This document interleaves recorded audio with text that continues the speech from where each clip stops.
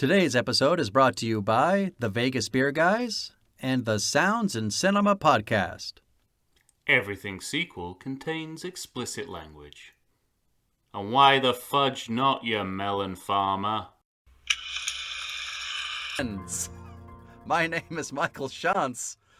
I'm from the How Dare You Awards. Joining me, the man I'm most interested to talk to today, Tom Stewart of Lonesome Whistle Productions. Say hello, Tom. You know, you need to find someone who can let go, that makes you want to rip off your shirt and show grief your fucking tits and say, you know what? Let's go! That is one of several moments in this movie with an odd choice of pushing in the camera that I don't understand. And I'm so glad to see that broad caricature we talked about with the last couple of movies is now a distant memory. Oh, yeah. If only. This was also one of a handful of moments where you realize that the filmmakers are starting to believe their own Me Too hype.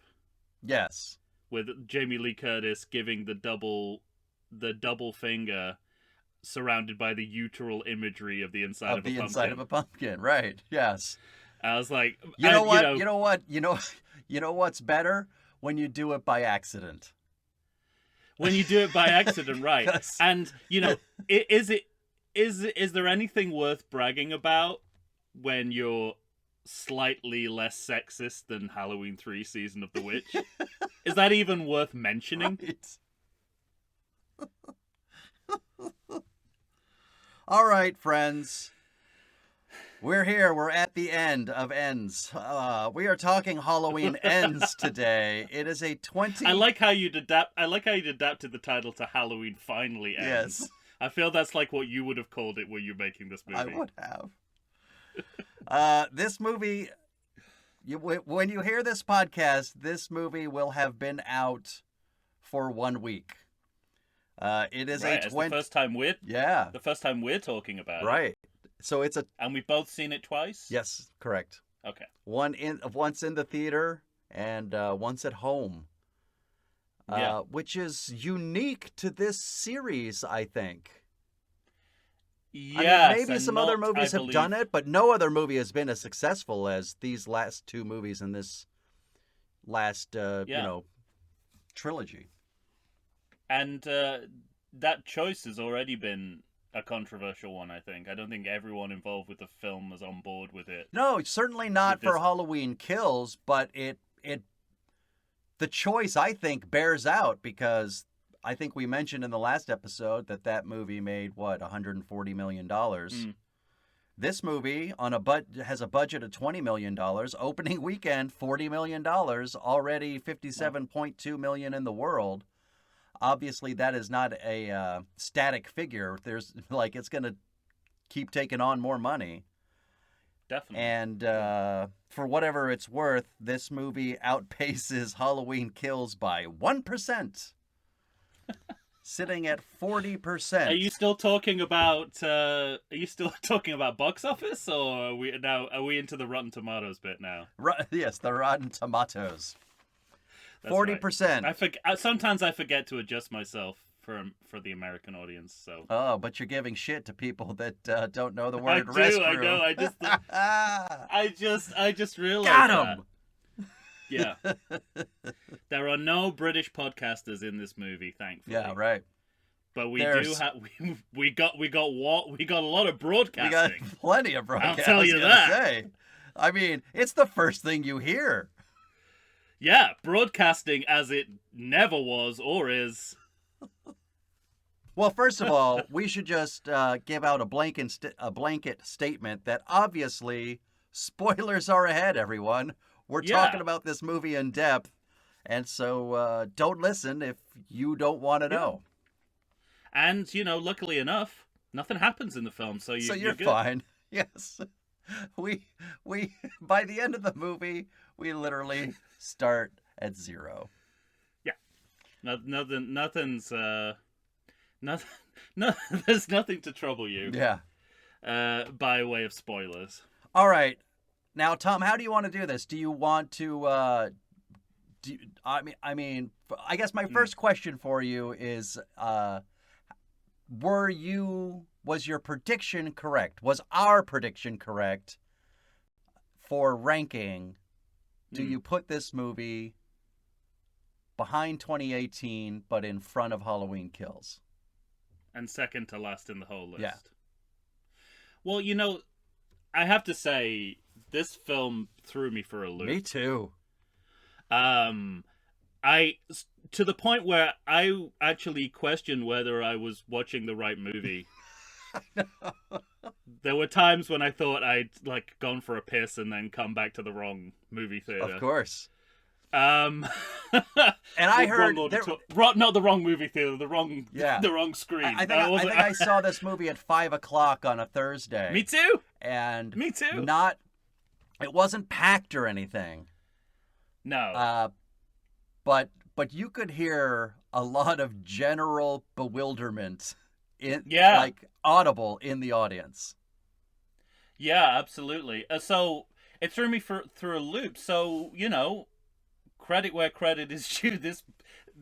I did actually wonder at times, is this worse than Halloween Kills? I'd never thought I'd be in that situation. But, you know, I understood the project of this film even less than I did Halloween Kills. Yeah. So, you know, rattling around in my mind is this worse? Right. I'm more confused. We had the same experience then. You know what? It really took over my mind as I was watching the movie. I know. I mean, it was really hard. It was hard for me to concentrate on the movie. One, because the movie almost won't let you do that. But sure. But I really kept going back and forth in my mind on the kills ends question, and finally, somewhere around 3/4 of the way, I think I landed somewhere.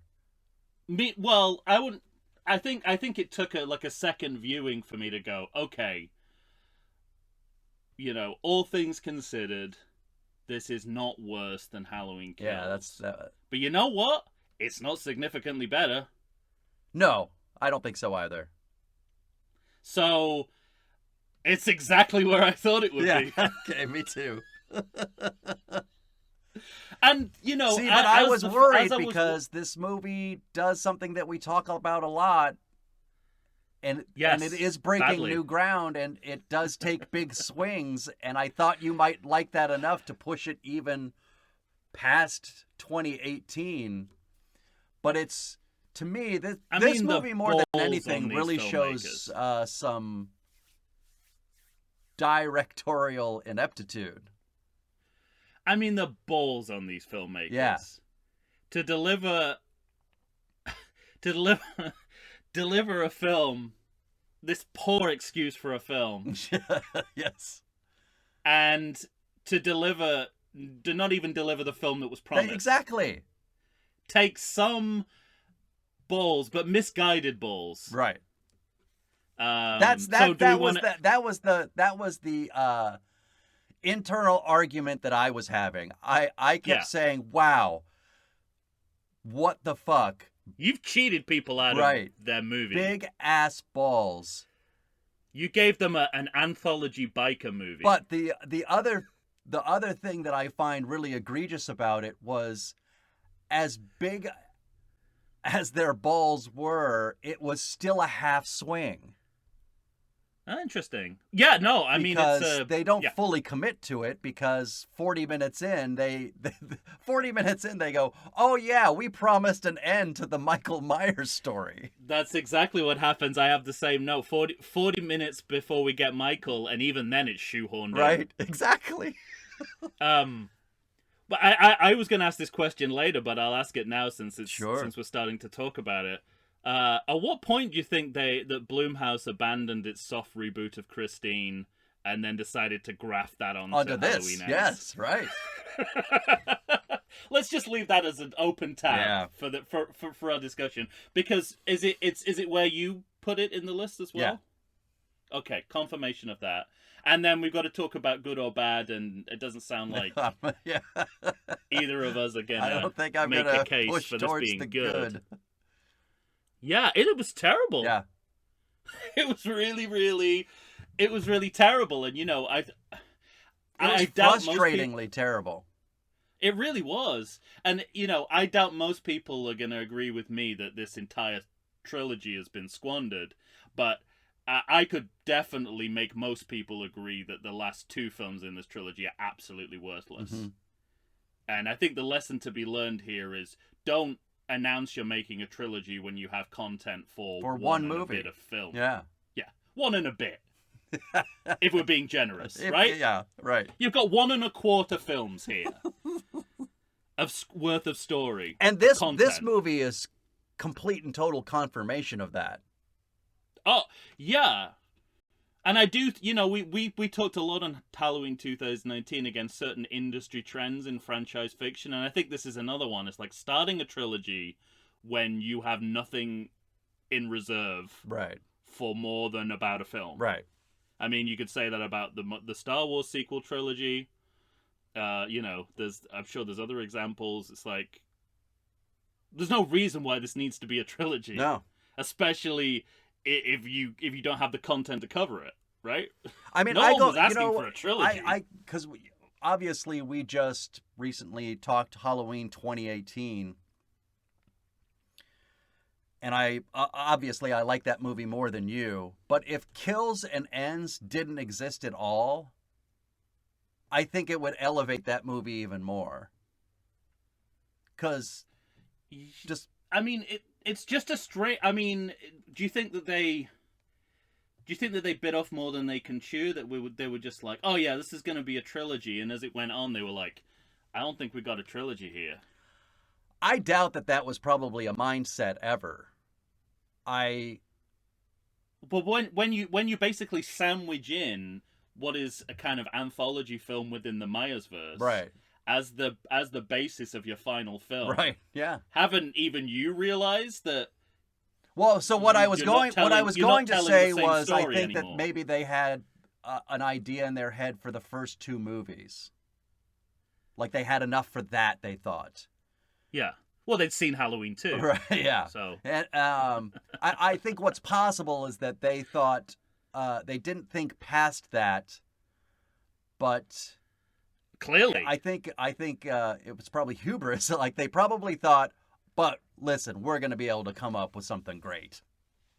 It's like when you ask a child who's familiar with a particular story to finish the story, right. to like take it on from the ending. And this is what they come up with. And this is being generous to Halloween Kills, because I mean that movie's we've talked about how that movie's garbage and none of the choices it makes, but it weirdly feels more official. Yes.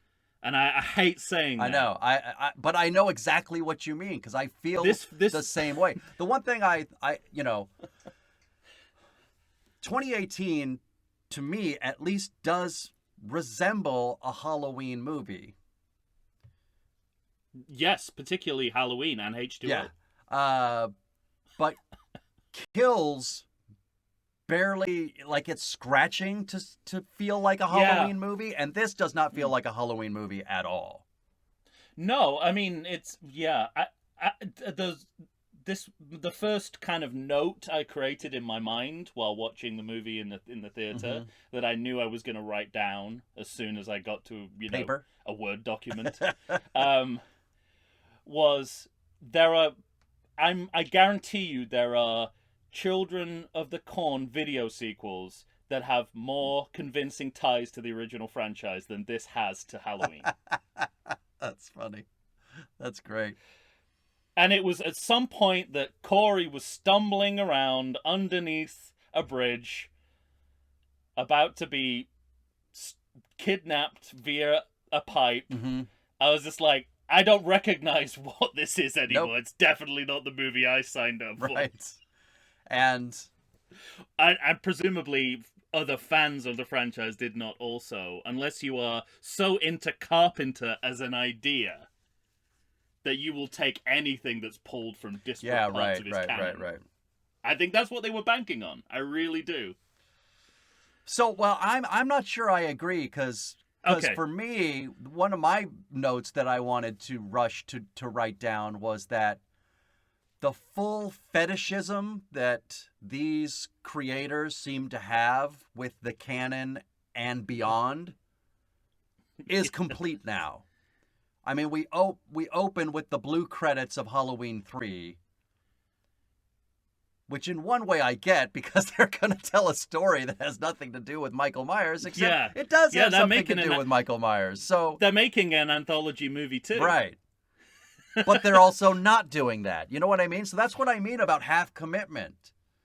And that's it. It's interesting because, you know, I one of my first notes is that by borrowing the credit title font from Halloween 3, you're borrowing from Halloween movies that are not even in the timeline that you have excised. That you have gotten rid of, exactly.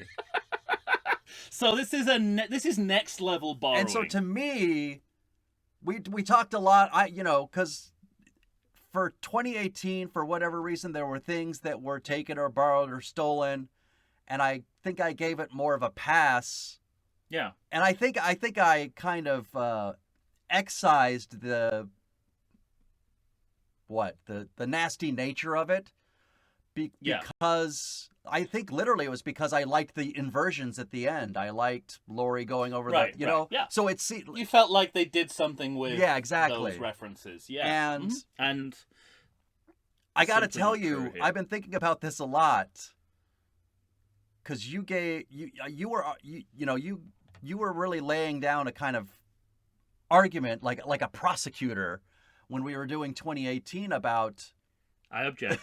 why these guys with comedy background, why were they doing this and why were they doing that? And it occurred to me all of a sudden, do you think that part of that has to do with their uncomfortableness with what fandom thinks of them? So they felt like they had to prove to Halloween fans that they know the canon, that they know the series. And that's why all this shit is wedged in there, that it comes out of an insecure place. I'm floored by how insightful that is. Yeah. Yes, I mean... And thank you. It definitely comes from... it definitely comes from an insecure place, yeah. And I would, I buy that theory completely. Yeah. Except, if you're going to do that, you need to do it... obviously you need to do it from a place of security, which is that you've got something else to offer. Right, yeah. Up your sleeve, and then they don't. And that you would feel secure enough not to do something as kind of destructive as eliminating a timeline.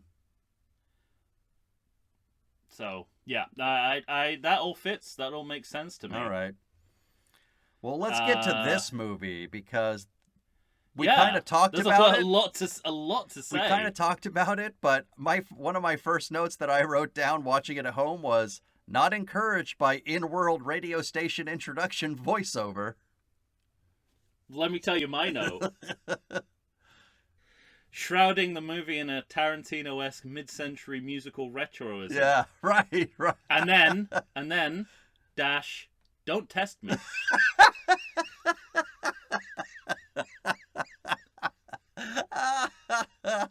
That's great.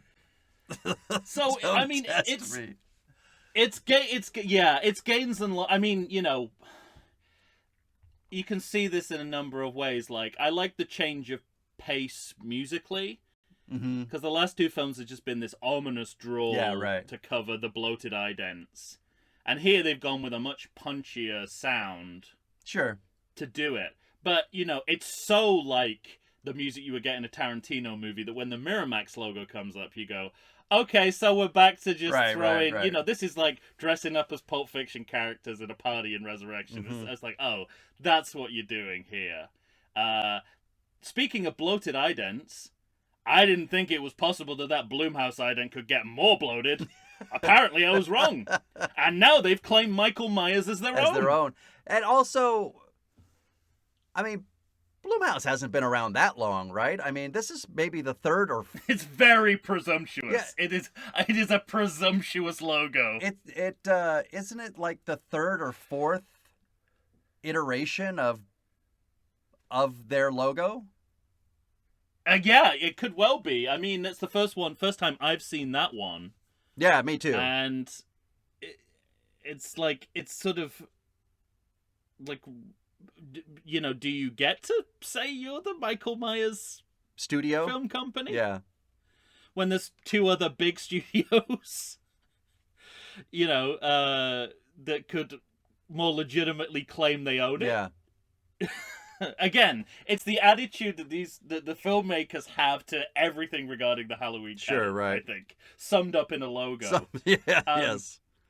And you know, this is when we, you know, what for me was the biggest surprise, one of the biggest visual surprises of the film was aping the Halloween 3. Yeah. I mean, when it came up, I had mixed feelings. I'm like, damn, this looks good, and I'm so glad people who will never see Halloween 3 Season of the Witch will get a glimpse of how good that font is. But I also what a great start to the movie it would be. But I think that exists for you and me. Most people aren't going to see those titles and think Halloween 3. They look but they look objectively cool. I think that's what I think they look objectively cool, but I also think it might be confusing for an audience that doesn't know. Oh yeah. That they're blue. What? Blue? Yeah. Blue? What? Uh-huh. So I don't know. That's what I said, like, mixed feelings. But I also... Like, what? You know, it's like... I had like mixed feelings. I thought, oh... You know, Halloween, I got very excited. Because this is Halloween 3, and then I got immediately offended. Yeah, I got immediately offended too, because I knew that I instantly knew there would be lots of references to Halloween 3 throughout the movie that I would not enjoy, and that's exactly what happened. Yeah. But nonetheless, it's a little bit like, to your point, it's a little bit like Lorne Michaels' reaction to Bill Hader imitating Vincent Price on Saturday Night Live. It's great, but why now? Right.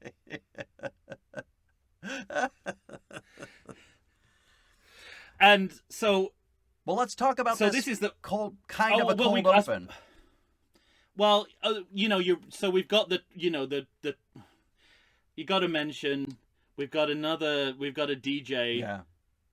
Yeah. So we're back to, first of all, you know, it's a classic mid-90s storytelling device. Mm-hmm. Also one that barely holds Curse of Michael Myers together. Yeah. So, but we'll go back to that later because that becomes more important later. But you know, as someone who's been watching these movies for 2 years, I'm like, I instantly clocked that was the reference they were making. But like you say, many people would not. Because again, these filmmakers have a fetish for all the other movies in the canon and want to prove to you. Yeah.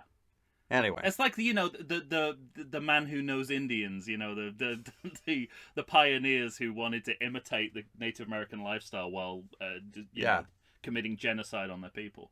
That's a perfectly appropriate analogy. I will not. Right. So we're pretending to pick up the Halloween after the last two movies. Correct. But it's a false and partial time lapse, and also there's no evidence of what happened a year ago. That's my note.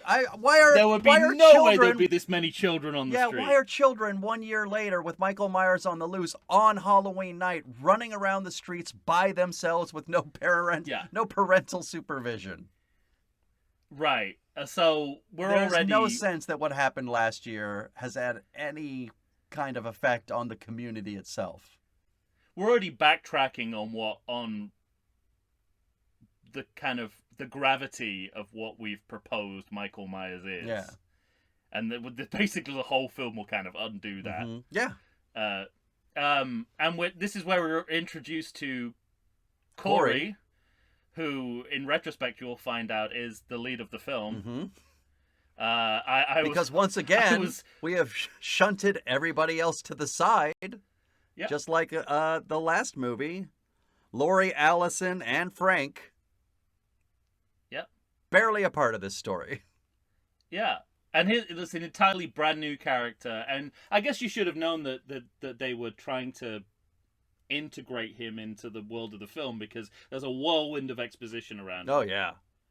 And it is quick fire, and it's very much like, we've got to establish this guy as someone who exists in this universe really quickly. Mm-hmm. And like, to the point where two different people are shouting exposition as they cross it. Yeah, right.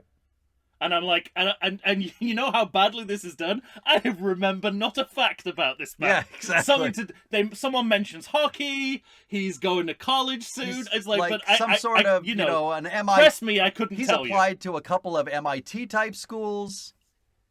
It's like, I mean, it really he obviously is trims their hedges. It's like, you remember this guy you've never met. Yeah. It's that kind of feel. Yeah.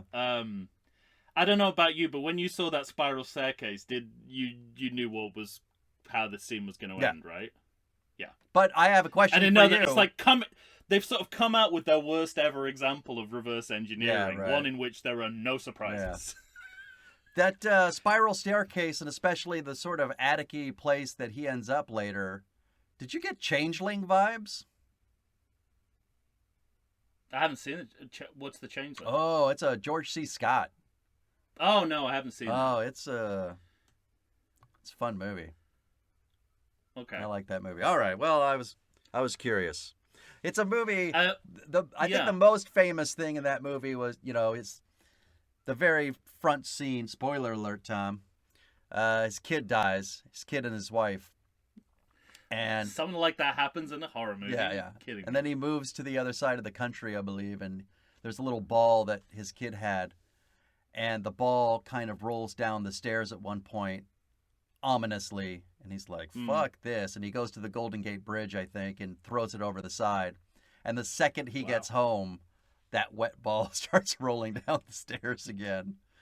That's good stuff. Anyway. Well, no, I'm going to pick up on that, because that sounds to me like another example of a phrase I'm going to coin here. Mm-hmm. Meta better. That's great. Which is what happens when you're watching a film where what the characters are watching on screen is what you want to be watching. Yes. Infinitely preferable to what you are actually watching. Agreed. Watching. So when you see The Thing on TV, and it's Carpenter, it's the 20th anniversary, but I'm like, God, I wish I was watching this. Well, and also because Laurie Strode was watching The Thing from Another World in the first movie, and so you have this real sense of these guys. This movie is really a snake eating its own tail at this point. And I mean, you can't even count it as an Easter egg at this point. It's so no. And there are they make so many tenuous and tangential links back to both the character of Michael Myers and the last two movies in these scenes that you really get a flavor of how unconnected Corey's going to be. Yeah. To the ongoing story of this franchise, to the point where even he writes off his own relevance to the story when he says, "Oh, that stuff about the trauma that kid's going through is just normal kid imagination stuff." And I'm like, I'm sold. Why are you in this movie? And I got to say, with the record that this trilogy has on child murder, oh yeah. As soon as I saw that child, I was like, dead. They're dead. They will be dead within minutes. But what I didn't know was how ineptly all of it would be handled. Absolutely. Because a lot of people are I've seen people calling this front scene the best part of this movie. I kind of agree with that, but that is not a compliment. Exactly. I was going to say they might be right, but that has to do more with how terrible what comes after it is, as opposed to it actually being very good. So little did I know that the two jump scares in this sequence would be as scary as the film ever gets. Yeah, exactly right. And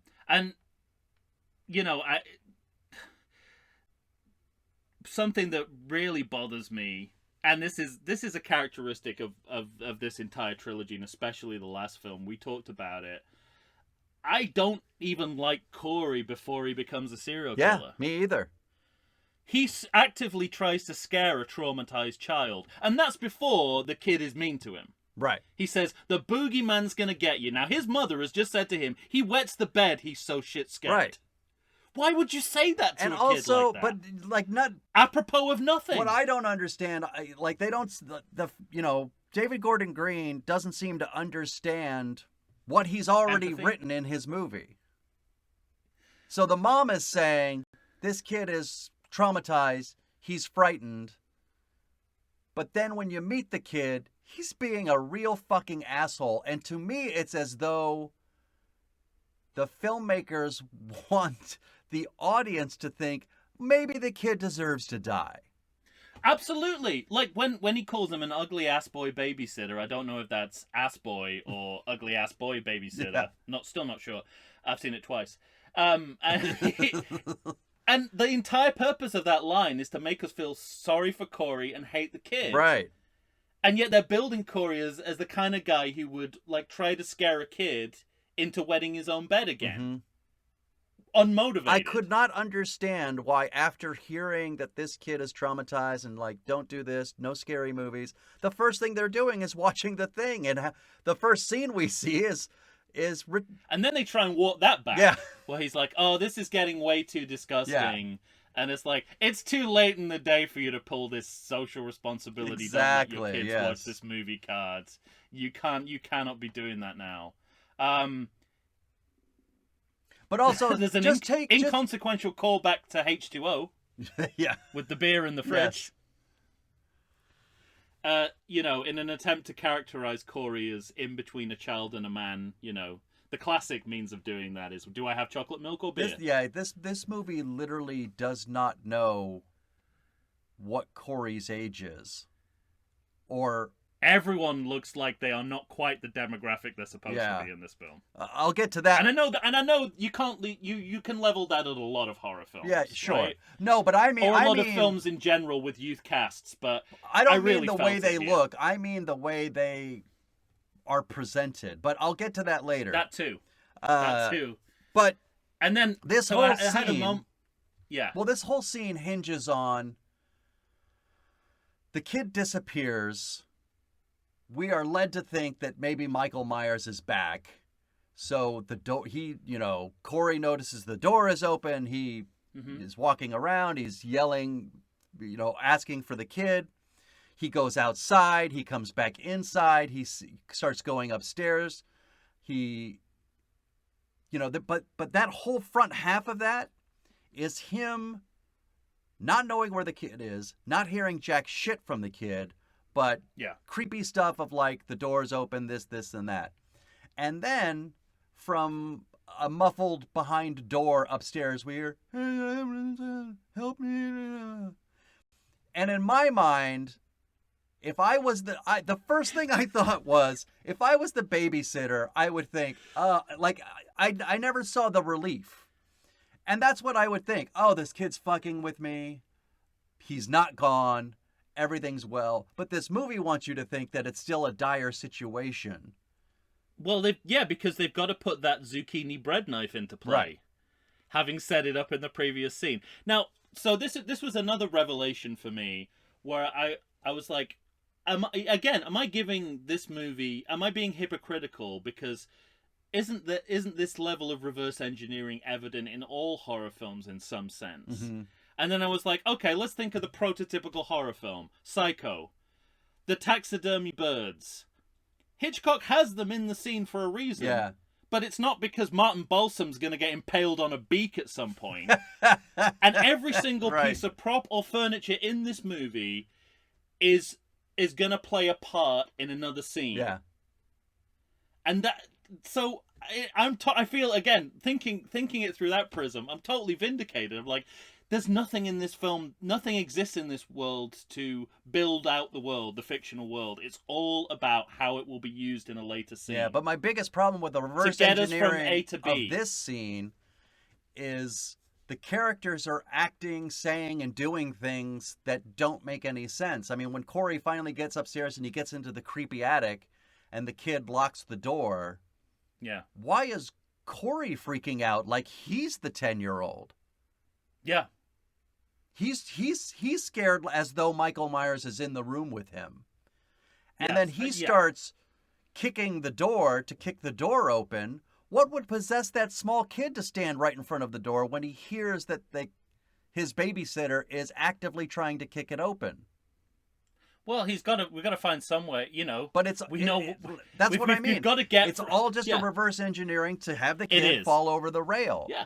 But they're all doing things that they would never do. At some point in the scene, a spiral staircase and a kid have to interact in a tragic fashion. Yeah, right. How we get there doesn't matter. Right. Yes. So I mean, this is I feel like this if this scene were to work at all narratively, Michael Myers wouldn't be in the rest of the film. Yes, exactly. Right. This would be like this would help you kind of smooth over the transition from being a Michael Myers film to being a Halloween film in which Michael Myers does not appear. So the fact that is not what this is a problem. Yeah, exactly. I would have more respect for this movie if I was going to say if Michael Myers wasn't in it at all, or basically if he was in it enough for Corey to just get the mask and he becomes Michael Myers. Right. I mean, and also I think there are two better horror precedents for doing this. One of which is Halloween 3 Season of the Witch. Mm-hmm. It's a totally different fictional universe, but they're watching Halloween and it's Halloween. Yeah. Right? So you've got that. You just create a brand new fictional universe. Or you do, remind me, you know Friday the 13th. Is it 5? Friday the 13th. That's a new beginning? 5? Yeah, where they have the guy who's going around, the copycat. Oh, fuck. Yeah. It's like both of those are better strategies for not to say they're imperfect films. Yeah, sure. One more imperfect than the other, but look at you still. You got your agenda. No, but yeah. So always. Speaking of agenda, I hope former guest of the show and co-host of the Project 1982, Matt Aldrich, is listening. Because he will see a very different version of showing the movie The Thing to your kids than has occurred in his life. Right. And I imagine the experience of most modern day children. Yes. I think if you want to know what that scene really looks like, listen to Project 1982 and hear Matt describe showing The Thing to his son. There will not be a trauma. It will not contribute to your child's trauma in the way that this movie suggests. That's great. I tell you what, why don't we take a break? We're through. I feel like we should. We're through the cold-ish open, and then we'll get to credits.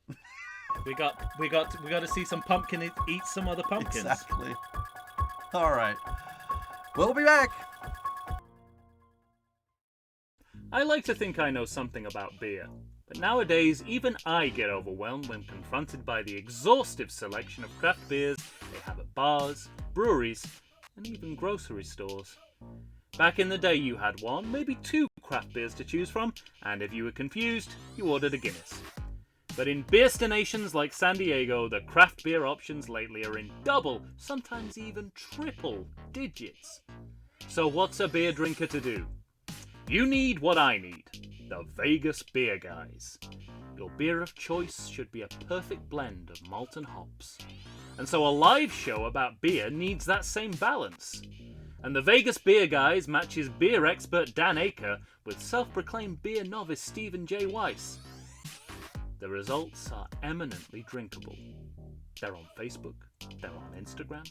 They'll try new beers, they'll tell you about beer. Think of them as your beer Sherpas guiding you up a foamy-headed mountain to reach the peak of your pint. God, I need a beer.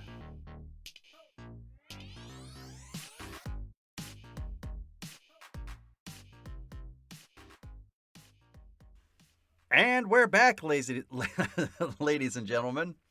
Tom and I are here discussing happily Halloween Ends. Is it the ends that you're happy Yeah, about, or yeah, very. the Halloween part? Because at the end of the movie, they give us that distinction. Yes. Ends. I said good day. Well, when last we left, we were hard cutting to credits. You're a big fan of the hard cut in these movies. I didn't notice the hard cut quite as definitively. Oh, here. come on. Mom like screaming up through the spiral staircase. Hard cut Halloween Ends, blue titles. All right. Yeah, I'll take it. I'll take it. I guess, I'd already cognitively moved to, what are they gonna show us? What are they gonna do with pumpkins? I gotta say though, this is like the film itself. This is the first movie in the trilogy where the pumpkin motif is conceptually illogical. Uh-huh. Like, I feel like I get the reinflated pumpkin in I understood that one. The as many pumpkins as movies and then setting on fire. Here, I wanted to no fucking clue. I wanted to ask you, do you understand it? I think there were 7 pumpkins. Well, let me describe what happened. Let me describe what happens, okay? And see if, only see one if of them I anyone recognize as the pumpkin from the original Halloween. Yeah. Basically, pumpkin which, by the way, faces... was the second pumpkin. Yeah. Well, this movie has a problem with timelines. So pumpkin faces eat their way out of each other until there's no more faces and we have to go inside a pumpkin's ass. Yeah, well, to me, I mean, I don't feel like I'm caricaturing that. No, exactly. To me, I thought, are they going for the Webby skull pumpkin of Halloween 2 from 81, but instead of Webby inside, it's just blood, like inside a body? I guess you can say that, visually we do see a lot of pumpkin innards in the film. We do. But here it looks like we're in the middle of a colonoscopy. I mean, it's right. I mean, we go inside this ass-like curve in the pumpkin, and then all we have inside is like, Fantastic Voyage. Yeah, right. Yes, exactly. So 20,000 leagues under the pumpkin ass. So that's the most I can attribute, the through line that I can attribute. Pumpkin innards play something of a role in this film, but don't ask me what this is. That's as far as I got too. Yeah. Of course, we immediately start with Laurie voiceover. Well, first of all, every actor named by character again, trying to sell the illusion these are all legacy characters. They're not. Most of them are new. Way too many writers here. Yes. Really signposting that this is a movie grafted together from many different movies. Yeah. And that's exactly what it feels like. It completely feels like. And we're straight in with an impasse of the recap montage. Yeah. Which mixes the classic and the new films. And I just feel like not enough time has passed since you last did this to have earned the right to do it again. Yeah. Laurie voiceover, as you mentioned, picking up in her role as narrator from the last film. But they've given her a book to write now to cement that function, so we can get more voiceover. Because that was the real success of the last film. But was the voiceover that ended the movie one of the worst moments in any film ever. But didn't you get a sense, as we're listening to her writing, that she might not be a good writer? Oh, she's terrible. And, by proxy, so are the screenwriters. I know. So... At one point, it really made me sad. And then, of course, it ends, at least this first voiceover ends with the words, let evil inside.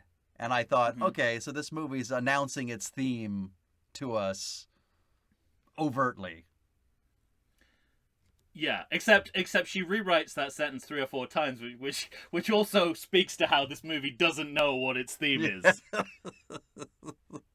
This movie announces to us in a number of ways that this is cobbled together from several drafts. Yes. So there was something that I wanted to ask you about, because I suspected it might be cleverer than I was giving it credit for. In the voiceover, she says, "As I predicted, Michael came back," and I thought, I mean, yeah, that's what biographies are like. They're self-aggrandizing, right? It's like if you read Morrissey's autobiography, it's full of this kind of rhetoric, like, you know, as I predicted this 20 years before it happened, and I was right about this. Everyone else was wrong. Is this just a coincidence? What? Is it just bad writing? Yeah, I think it was just bad writing. Or is it the kind of writing? Is it a satire of biography writing, which does read like this? Well, but her writing that would mean that she should feel vindicated, and her life choices do not match that vindication.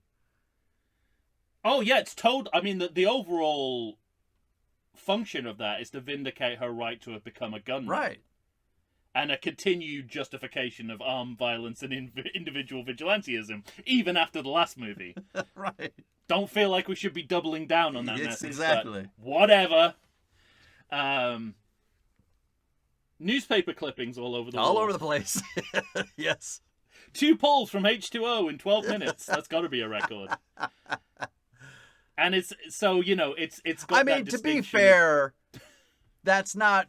It's. I mean, it is a pull from H2O, but it's a sequel pull just in general. It's yeah. So it's not. I have the same note. I have it's both an impasse and it's been done before in the Yeah. series. But you know what? These newspaper clippings give me more information than the film does about what's happened in between. About anything. Yes, exactly. The 2 movies. Home of Michael Myers demolished. Right. Why am I getting this through the fictional newspaper? Why isn't anyone talking about Exactly. this? I have to look at a fictional newspaper to find out this shit? Find some way of telling me in the film. And of course, when we move into the present day, the last 4 years, this montage of the last 4 Yeah. years, which is now, this is our real timeline after the fake timeline that we had Correct. before. But It's talk all about shoehorn. I have a different adjective for you, crowbar. Yeah. But I feel like we're on the same Yes, page. absolutely. To me, it felt I was like yeah. they tacked on and added this funeral procession scene, and then thought, "Oh, I have a great idea. You know, Yeah. it's the catharsis for the town. So let's add this at the beginning." And it's, you know, trying to crowbar Corey's Crunch, story yeah.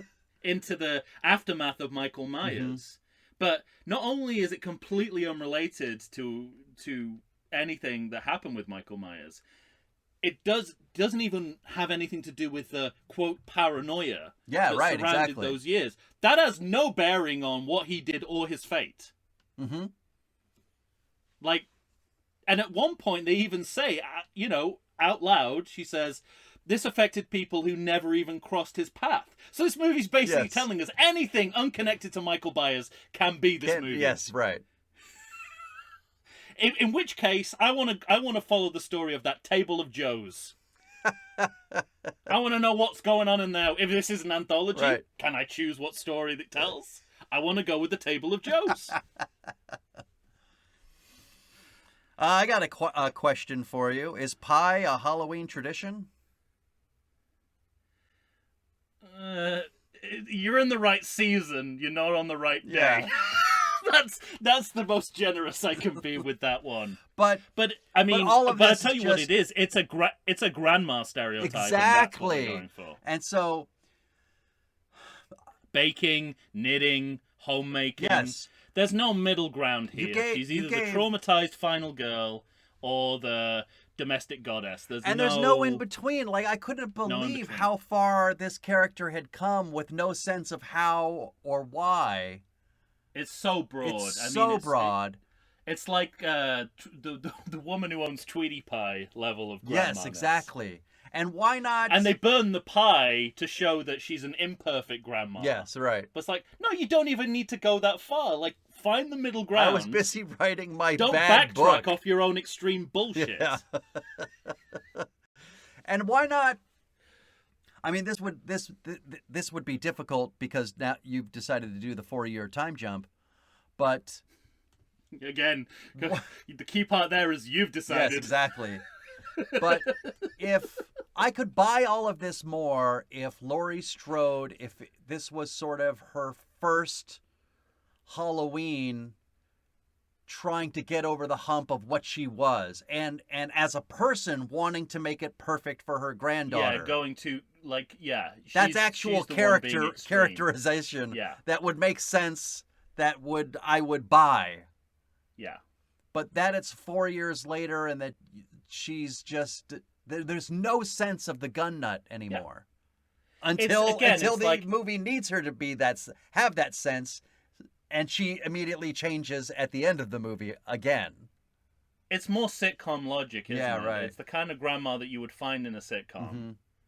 Just as when you were describing them, the kid in the cold open. Yeah, right. You describing what was going on. I was like, I'm pretty sure there's an episode of Curb Your Enthusiasm where they're talking about how this kid has mental health problems, and Larry's figured out that the kid's just an asshole. Yeah, right, right. And I'm like, yeah, that's the logic, right? Mm-hmm. That's like that. That's why I think of these brilliant sitcoms, is because that's the writing style they got. But it just doesn't work here, yeah. and it makes everything look really caricatured and stereotyped in a way it doesn't need to be. And they continue that caricature further with your opening line. They try to give you the sense that she's the old Laurie by just telling her granddaughter that she should tell Trauma to show her tits and say, let's go. Yeah, absolutely. Again, with a very strange push-in that looked like male gaze, because it almost looked like it was ready to pan down to Jamie Lee Curtis's tits. And this movie thinks it's making a statement about the male gaze with one of the later killings. And I'm like, you got a lot of male gaze in here. Right. So I don't think you're the filmmakers to be, pointing out, how destructive the male gaze is. I'm particularly upset because at this point we're going to see and re-meet Allison as well. This poor actor just has nothing to do in this movie. Except, so this is how you know it's, and we're not quite there yet, but this is how you know they've got nothing for her to do, and they forgot to write her a character in the last 2 movies, right? And now they're struggling to give her stuff to do. She's telling dad jokes. Yeah. Her dad didn't even tell dad jokes. Right. The Wiz from Seinfeld wasn't a guy going around telling dad jokes, but apparently she is. And then the same thing happens with Lindsay. Mm-hmm. A little later on, they give her tarot cards. Yes. And I'm like, stop giving people business. Write a character for them. If you can't think of something for this person to be, just don't have them in your movie. Yeah. And then, obviously, I think does this movie think that band bullies, is that supposed to be comedy? This is where I think this is the Christine of it all for me. Starting. Okay, yeah. Because we go into that scrapyard. They're wearing the Letterman jackets, like the bullies in Christine, kind of. And I just think it's, they're like, we're out of content. Let's steal from another Carpenter film. I wish but they're also, at this point, they're doing the thing that we've debated before about making lots of homage to other sequels in the canon. I mean, the homeless guy is a very obvious callback to the Hermit in Halloween 5, as is the Michael. Well, I was also thinking Halloween 3. The guy who's asking for booze in the middle of the field. Yes. All the various homeless people in the canon, in the Halloween in this canon. franchise already. And the when you hear Willie the Kid on the radio, you're just like, God, this is just like how it's done in Curse. Like, and it's such a 90s device. I mean, you know, I don't know if we want to talk about it now, but as we go on, you'll be like, okay, so this is they want to kind of they want to modernize whatever he's called, not Howard Stern from Curse of Michael Myers, by making him a DJ who only plays retro music, and occasionally, just despite being, you know, a what you would imagine a liberal African American, spouts Alex Jones style conspiracy theories. Right, yeah. It's like, this doesn't. There is no one DJ like this. Yes, exactly. There are several DJs with one of these. Well, and we talked a lot in Halloween Kills about how much that movie cheats, and this movie is egregiously doing that as well. Yeah, and that's one of the things that's cheating. You know, it's. I'm surprised that like it knows as little about podcasting as it does about local broadcasting. Yeah, right. Because not only do DJs like this not exist, they don't even exist in the way that this movie fictionalizes them. You know the biggest cheat of all in this movie is this idea that Allison and Corey fall in love. This movie thinks that him arriving at the clinic and her giving a little head tilt and a look is really all the audience needs to believe that these two are falling in love. I mean, that's it. Well, I mean, so there's a lot to unpack here. Because we're back in the hospital. I know. Have you learned nothing? But we're back. We're not in the hospital from Halloween 2 anymore. We're in the hospital from Halloween 3. Oh, I was going to say we're in the hospital from Halloween 5. You know how they have that little sort of clinic that Jamie's in? But here's where we are, you know, and let me just frame this by saying it's the movie that's dragging us back here. We're not talking about this off the cuff. Okay? Yeah.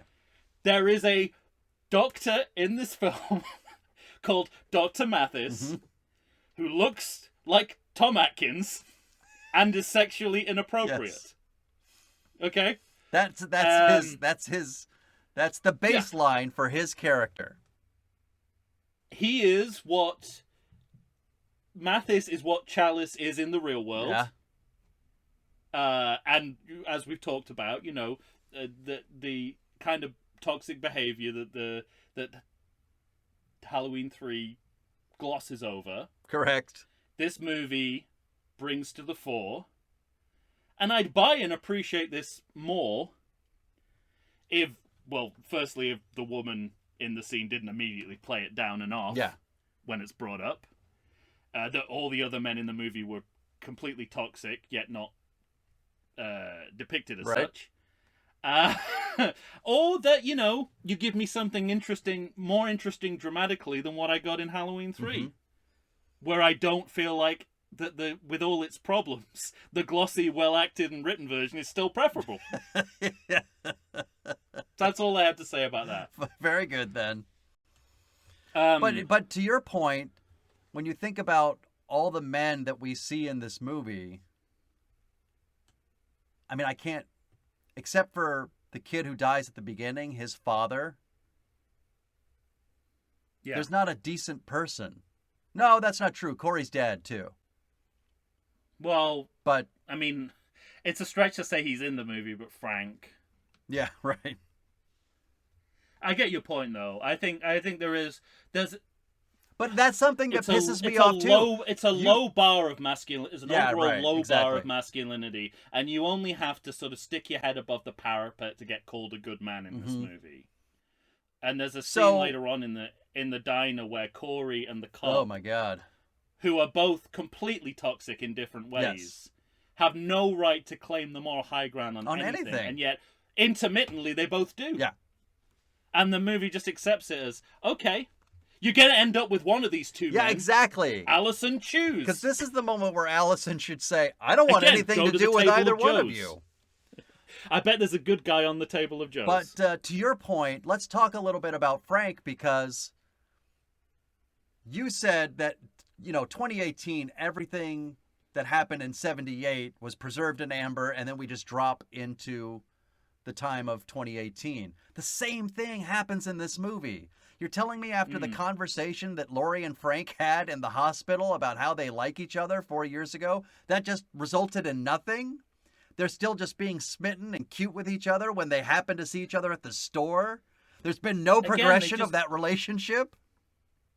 I mean, there's so many redundant scenes in this film. Oh my this God. is an extremely redundant one for precisely the reason you said. Also, it exists to remind us of aspects of the story we already know. Yeah, right. We know Corey was arrested, but he's really a good guy. Frank and Laurie have a romance between them. Laurie's writing a book. That's all we get from this scene, and the rest of it is just that they want to see Laurie as a lovesick teenager, which is a nice idea. But then they also want to undercut that dishonest. With what the town thinks of her, because surprise, surprise, and these actors are better than all of this. Oh yeah, it's a waste of their time, as we've said before. But this is, I feel like a scene like this is easily cut without any loss to the film. And again, it adds. Well, that's to that the thing, though, Tom, is that this movie's going to pretend that Frank is an important character, but does not ever treat Frank like an important character. So what the fuck? That's very true. You could say the same about Michael Myers. Yeah. Oh yeah, big time. And what did you make of this Diva Tyler being outside as Sandra, and she's alive? I was just going to say that. Clearly it's just an attempt. Well, obviously she's dead, so she died in the last film, so she shouldn't be alive. But I say that just as a footnote, because clearly the point is, it's like, we want to get as many characters in every film in this trilogy as possible. Yeah, right.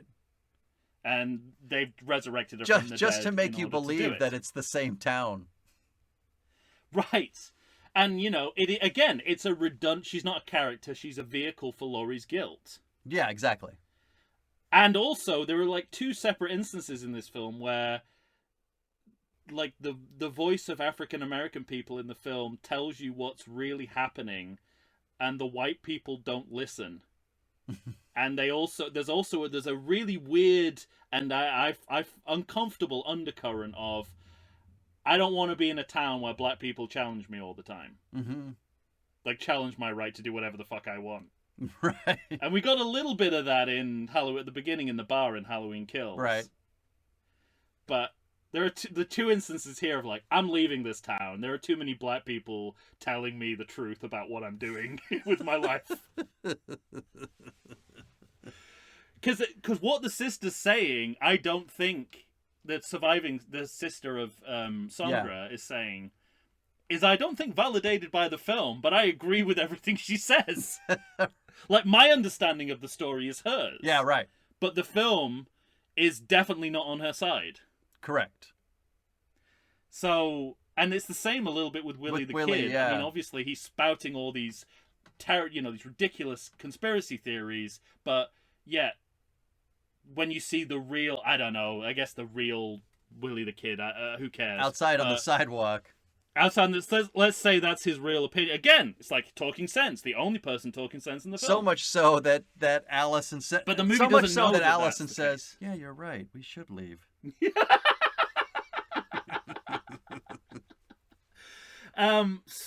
Shortly after this, we're at a party again, which I have a note that you would have a note. Listen back to the past few episodes where we're at a party at a Halloween film. Let's face it, it's a red flag for poor storytelling. Yes, choices. exactly. I mean, most of this scene is just to show Nick Castle flashing. To me, yeah, which is a fun Stanley moment, but I think the movie is. But in retrospect, you go, "Oh, this is about validating Corey as the new Michael Myers." Right. Passing the gauntlet. Oh shit! Because I just wanted a fun Stanley cameo. It brings up other problems because apparently this is Lindsay's bar, or at the very least she works at it. So my question is, why weren't they at this bar 4 years ago? Okay, so, I'll tell you why. I do not believe, both in and out of world, that Lindsay is a bartender. Right. I don't believe it because Carl Richards acts it horribly. And I also don't believe it because of how atrociously she behaved in the bar in the last movie. No bartender is going to walk into someone else's bar and slam their glasses around, talk over people. That's just not how it works. I mean, I don't believe anything about Lindsay's character in this film. I don't believe anything about Lindsay. I don't believe anything about this bar. This is a bar where 21-year-olds and grieving mothers both go to drink. What? I mean, that is one of the insurmountable coincidences of the film. There's no way that mother would be in this bar. It was interesting as well with the dancing, the music, the color, and the strobe lights. Aside from all the joy that people are having, I was like, isn't this Rob Zombie's vision of Halloween? It does. You're right. It does look like that. I mean, people are way too happy to be in a Rob Zombie film, you know, and we don't see Sherry Moon Zombie at all, so it can't be, but it's the same vibe. But you know, it's funny because you're completely right, because that movie, I mean, there's a scene after it between him and Allison, but as Corey's leaving that bar, he's kind of bathed in a blue light, and you see his eyes go dark, kind of like, this is the moment, this is the crossover. And it you know, again, it's disingenuous, because the last two movies have all been about you de-psychologizing Michael Myers, like, we don't want to treat him as a psychologically realistic character. But now you've kind of shunted all that onto Corey, right? Sure. Because it's all about his psychodrama. Yeah, right. And again, it feels, you know, speaking of Rob Zombie, it feels like, you know, Rob Zombie did go down the psychological, the psychodrama route. And everyone hated it. And I think this movie kind of wants to do that without the pressure of doing it with Michael Myers. Yeah, right. So, hence we have Corey. I mean, that's one of the many possible reasons why Corey is even in this movie. Oh my God. None of which are definitive for me. Well, Laurie's knife that she gave him at the gas station where she bumped into him, because the stories in this movie have no connection unless you arbitrarily create a meeting between them. Her knife turns up again. But this is hang on. I got something I got to get off my chest, because this is where the band bullies come back. Right? Now, Corey is a 21-year-old, I'll say, man, dealing with 16-year-old marching band members. Okay. Now, there's 4 of them, 2 males, 2 females. Yeah. But none of them strike me as the most violently terrible people that you're ever going to come across. And if you're 16, you usually have a natural awe and fright of a 21-year-old who's pulls out knives, looking creepy, who's killed a person.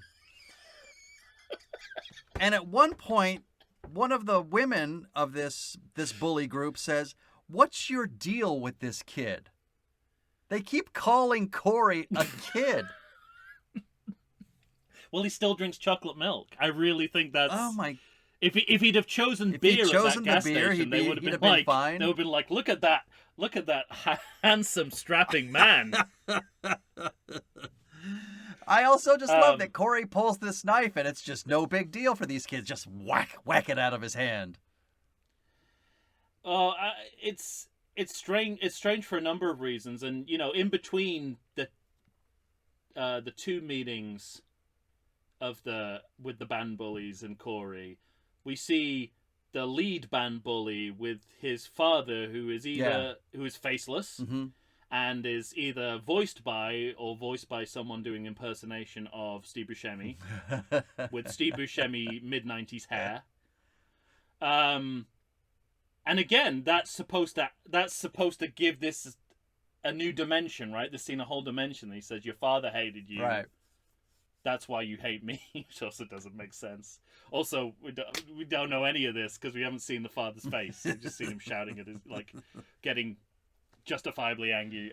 I'll give the movie a break. I mean, I thought they pushed that across. I think they're just making these decisions as they go. Maybe. Like, I didn't even get a sense that guy who employs him at the scrapyard was his stepfather, I'm going to say, yes. I'm going to say stepfather. There's no sense that they knew that when he's introduced. They also There's don't no see, ref- because I think his mother is introduced as overbearing at first, and it's only think? 3/4 through the movie where you think, oh, okay, so she's also abusive. Abusive and Oedipal, right? She's Yeah. she's in love with, she's sexually in love with her son, which again is not something they need to do. But they Well, so it's continuing what the you- trend of ugly, ugly, ugly shit in this series, or this. It is, and final trilogy. excessive broadness. So Yeah. you've got a character in the overbearing mother who's a trope that works both in a sitcom sense and in a horror Yeah, sense. sure. And because these are sitcom writers making a horror film, they've gone to town on both of them. So not only is she the classic overbearing, uncomfortably Jewish mother stereotype, she also at one point starts to make out with her son. So it's like, Right. well, you want to go either pick a lane or create a character, It's like, Well, I'll tell you what. We've been talking Oh. about this movie for about an hour and 10 minutes, and Michael Myers is finally going to appear in this film. So why don't we take a break right. and get to that? that's All right. right. In a completely integrated, organic Oh entrance. yeah, absolutely. I mean, seamless. Like it just Seamless. flows. 1 minute you're fighting with band bullies on a bridge, the next you're in a pipe with Michael Myers. Look forward to that, everyone. If you like podcasts like I do, boy, do I have a treat for you. You need to Stay on target. and check out the Sounds and Cinema podcast. Listen as your host, sound designer and music creator Tony Parham, and co-host, musical performer and sound lover Derek Hansen, D-Rock if you're nasty, and I am, discuss all things sound related to film, television, stage, and theatrical productions. They discuss environmental sounds, bioacoustics, dialogue, the nature of communication through sound, but as an added bonus, they drink beer and try to Stay on target. find them wherever you get your podcasts and listen to the pure mania of a man who can charitably be described as Doug, the dog from Up, and another man with a soothing and sultry voice trying to get that man to... Stay on target. That's the Sounds and Cinema podcast. Tune in and listen to the sounds they are creating just for you. And we're back once again, ladies and gentlemen. Tom and I are here trying to end ends. it's a more difficult task than it I'm might telling seem. you, we're just getting to Michael Myers. Michael Myers is in Yeah, this film. who'd have thought? In a movie in which it's supposed to end his story. Yeah. His story finally begins. All right, so... So let I me don't ask know. you a question. Yes, please. Yes. Psychic magic? That's my question. A good way to go. You're... I don't know how else to frame it. I mean, obviously not. Yeah, right, But- exactly. But as a way to link the two characters' stories together, I mean, that's some stapling, isn't it? Yeah, it felt Frankensteinish. But as I think going back to your half committing to Frankenstein, you might as well not Right, be Frankenstein. exactly. You got to go again. I don't know why I'm pulling so many Friday the 13th references. You got to go full on Friday the 13th Part 6. Get that Yes, lightning. exactly. Get that lightning and the conductor and bring him I back have been to life. thinking This about is- that myself lately for this series because this series never went to where Friday the 13th did go. So, This is as close as Yeah. we get. but so there is This no whole lightning strike, sequence. and I thought, why not? But it's magic. Oh no, and yeah, you still- completely. But I guess my question Um, to you was, it's clearly it's witchcraft or magic or whatever it is, but would that make Michael Myers stop choking him to death? But what But I what guess we're doing I here get is it we're- in the sense it's of new rules. yeah, right? exactly. They I was just going gonna to say we have come up with new rules.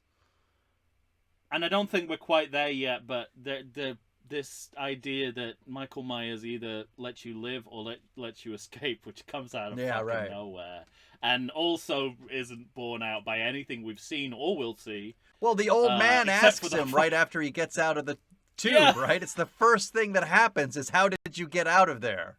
So a character in the So movie is asking the question yeah. that the audience is asking itself. And also, this is where the homeless guy goes from like an Igor-like Right. sidekick, speaking of Frankenstein, to proof of concept for this ridiculous psychic link-up Yeah. storyline that they're trying to shoehorn and/or crowbar into the movie. And then he goes Um, home. But also, I just want to ask is like, so this is I don't know, this is the part of the movie where I was like, okay, so Corey's gonna be the new Yeah, right. Michael in some form or another. That's what I'm. Otherwise, What are we doing here? Otherwise, yes. what are we doing here? But then I thought, well, we're not angling for a sequel. That's the thing, though. So I thought, It's like I this kept is what, thinking, if you're it's gonna like, do this in the first fucking movie of your trilogy. yeah, we're not angling for a sequel. So what are we doing beyond killing Yeah. time? Because my first thought was, oh, if this is the choice you're going to make, you cannot fool me. Corey's going to die, and then we'll get to Michael. I have something interesting to say about that, which I think you will enjoy All right. when we get there. About that very question. But I also, this actor, what's his name, Rowan Campbell. He Sure. goes home. We get the He overbearing goes- mom again, and then he takes a shower, and you have like this sort of short, pasty white kid staring at the mirror, and the last thing he looks is intimidating.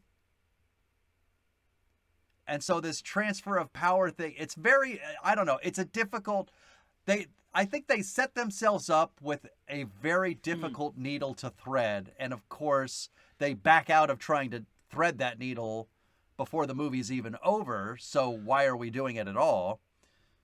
Well, this is where I thought that this is where I thought they've stapled together like a Halloween sequel storyline. You know, the transfer. Michael psychically linking up with Daniel Jamie, Harris, Jamie, with the kind of arc of the main character in Christine, which isn't even convincing when a really good actor Yeah, does right. it. in a real John Carpenter movie. It ain't gonna work here. And again, it's like everything is so, they're working so hard, and insecure, I think, is a perfect word that you've introduced to the discussion, because the mother's like, when she's talking to Laurie, says, your boogeyman disappeared, so you blamed Corey. I was like, none of that exactly, happened. right. He really is not connected to Michael Myers' story in any way Until he he's like, linked up with until him. he And links that with was him. a total Yeah. coincidence. As soon as he gets on that bridge and those kids pull Oh up yeah, in the you've already car, it's seen like, the pipe. This is just to get him to Yeah. meet Michael Myers. It's another random. He's bumping into Michael Myers like he bumped into Laurie at the gas Sure. station. It's completely coincidence. There's no organic teasing out of why these worlds aren't connected. And the movie knows it, and it's trying to kind of paper over the cracks in very unconvincing ways. We get our second voiceover of Laurie Strode. Well, also, he goes back to... So, here's another totally redundant scene. He goes back to the house where he killed the kid. Recaps the cold open, which happened 35 exactly. minutes ago. I mean, that's got to be a record for recapping 35 minutes. Let me tell you about. And Allison let me even tell you says... about what the audience Yeah. just saw. Yeah, and Allison even says, yeah, I know that Yeah. story. So who's this scene for? We know what happened. She knows what happened.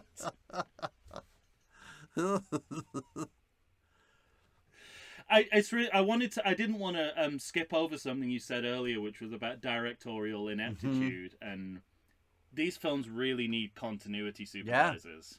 Because when they're in the diner, there's a basket of fried food on the table, and a waitress comes over and brings another one. I basket noticed of that. equally Yeah, I fried noticed the food. same thing. I'm like, no one's eating a meal like this.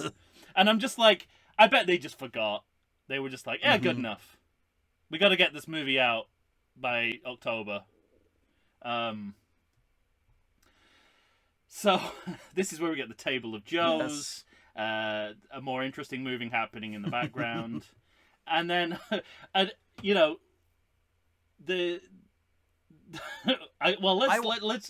because we go back to the cop. Yeah, follows so thank you, because that's what I really want to get to. I gotta get to this moment. You take the lead on that.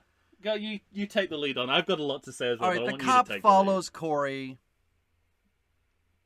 You think it's Laurie at first, right? Or I did. Oh, that was following him? Yeah.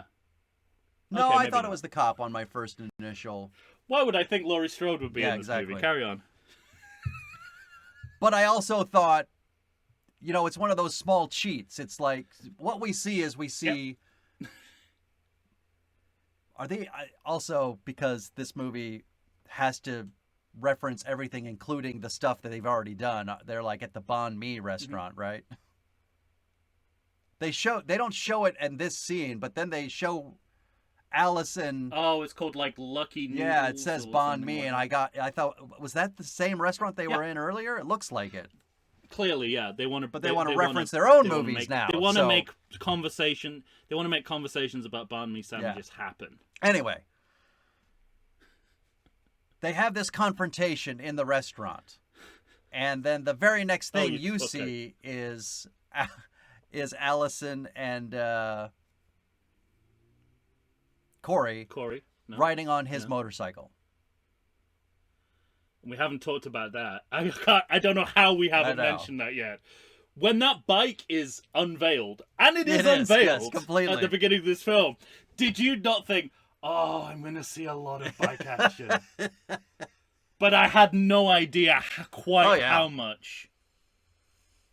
There is so much bike in this movie. There is a scene that begins with him just cycling around in a circle. Like, I know this is a movie where you put the bike at center for some reason. It's not what I signed up for, but that's what we got. Don't exploit it further than you have to. I beg you. I don't want contentless cycling. At any rate. Anyway, carry on. They're riding around town, and then he drops her off at home. And then when he drives away, we get the click, click, the headlights. But this, all of that supposes that, that cop's got to follow them out of the restaurant. Well, that's why I thought it was Laurie. Right. I thought it was like someone who was watching them Oh, the whole see, time, I thought which is this what she movie does was late. inept enough to not, they want it to be a surprise.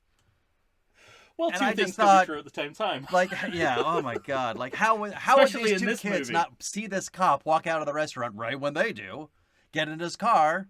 Anyway, so then he follows. Now Corey is kind of cottoned on to the fact that this cop is following him, so he leads him to the pipe. The Pipel Myers. Yeah. Pipel Myers. And so he goes down, he discovers the old man's body. I don't think we said this, but Corey killed the old man, somehow took his knife away from him. Uh-huh.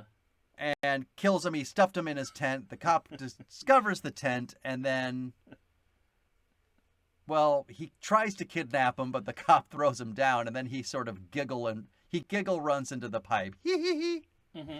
Now, this is one of those cheats. There is no fucking reason for this cop to follow that kid into that fucking pipe. No. Because he has just discovered a dead body. He's a police officer. What he wants is Allison in his life. I've just discovered that this kid might have murdered someone. I'll go back and fucking call a friend. Mm-hmm. Bring out the cops and arrest him. But instead, of course, now all of that is... You know, Mike, it's charming that these are the implausibilities that you're drawing attention to. I know. I was just about to say that I realize that I am what can only be described as nitpicking at this point, because we're going to get to something sassy in a second. And you know what? In the scene with the low battery mode Michael Myers where he gets recharged by knife stabs, yes, the cop didn't have to go in the pipe. So what is happening here, Tom? I mean, for those... Well, I just described it. It's low battery mode Michael Myers. Not only is he a footnote, he's incapable of doing Michael Myers-y stuff. Also, this cop's got a fucking flashlight. We, you know, again, it's all cheats, but, you know, the filmmaker wants you to see Michael Myers in the corner, but the character can't see Michael Myers in the corner, even though he's clearly in the corner. And speaking of cheats, he's a pure... At this point, he is like a live action video game character. Correct. I mean, you know those games where you have to open up the chest and get the health points? Yeah, instead of being recharged by stabbing, he could have like jumped in the air and absorbed a coin. So, it would have had the same effect. And Tom, because this movie is going to, at the end, tell us he's not a... Once again, they go back and forth. Is he supernatural or is he fucking not? They say explicitly he is just a man. What the fuck? Then how does he... It's very simple. Corey if Michael Myers lets you live, tells Michael if Michael Myers lets you live, actually asks him to show him how to do it, as if he doesn't know how to stab somebody. He just stabbed somebody 10 minutes ago, but he says, "Show me how to do it." Michael stabs him and then convulses as though he is being re-energized into his supernatural self. Yeah. Could he not leave the pipe? Because he must leave the pipe, Tom, because that bridge also has a billboard saying this girl is missing. That's clearly a sign of Michael Myers'... Not necessarily, because apparently everyone who does anything in Haddonfield is acting under the banner of Michael some Myers. Other piece of shit in the town. I don't know. Fuck.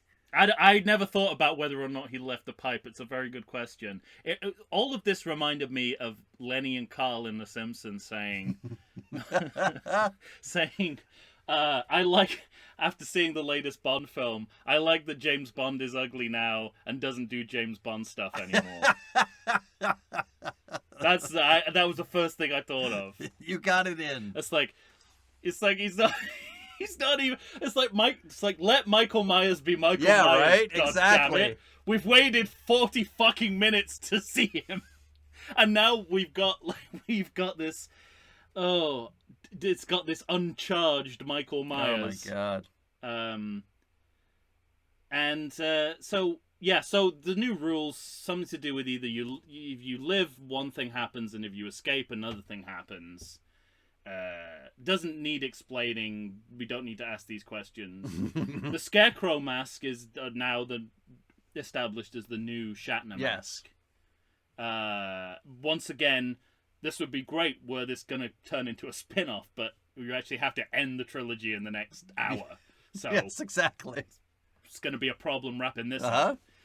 That was my thought, exactly. And the scene where Laurie...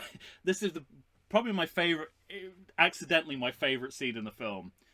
Laurie is trying to describe what's going on in the movie to Lindsay. Yes, right. And her incoherence and Lindsay's confusion has got nothing to do with the characters. It's all because you literally cannot explain what is going on in the film at this point.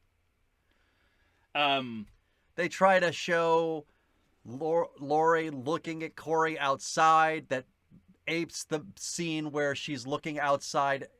She's looking at the front of her yard in this movie. She's looking in the backyard in 78. And yet... That's how she knows he's Michael Myers. Yeah, exactly. That's how she knows he's looked into Michael Myers' eyes. Because she saw him let him live from 100 feet away on the second floor. This was the only... In this scene where we see the father whose child Corey killed...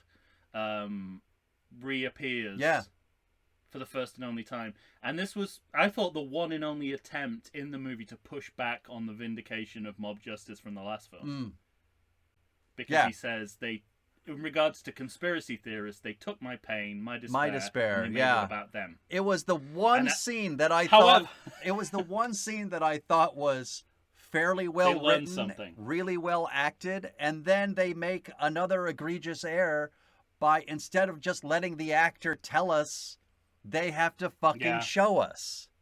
And Corey can't pull it off. Everyone knows, tell not show. Yes. The first rule of God film. fucking damn it. It isn't, but in this case, it should have been. And I mean, and also, it all falls apart because that father, once again, would not be in that bar. He wouldn't be in there to tell the story of his chance encounter that just happens to completely confirm Laurie's theory at that point. And also, that one pushback on mob justice is sandwiched between two other pretty heavy vindications that what they did in the last movie was fine. Great. Nobody mentions that the brutality that Laurie talks about in the opening voiceover was mostly the fault of the mob. Yeah, right. They'd never mentioned that. And in the end, they go back to a big mob again. Then Laurie's going to follow Corey to the murder house. I thought maybe this movie was inept enough that he was going to explain to her what happened for a third time for the audience. I really wouldn't put it past them. But instead, you have this the two cores of the people facing off against each other. You know, they don't have to wear their masks with each other.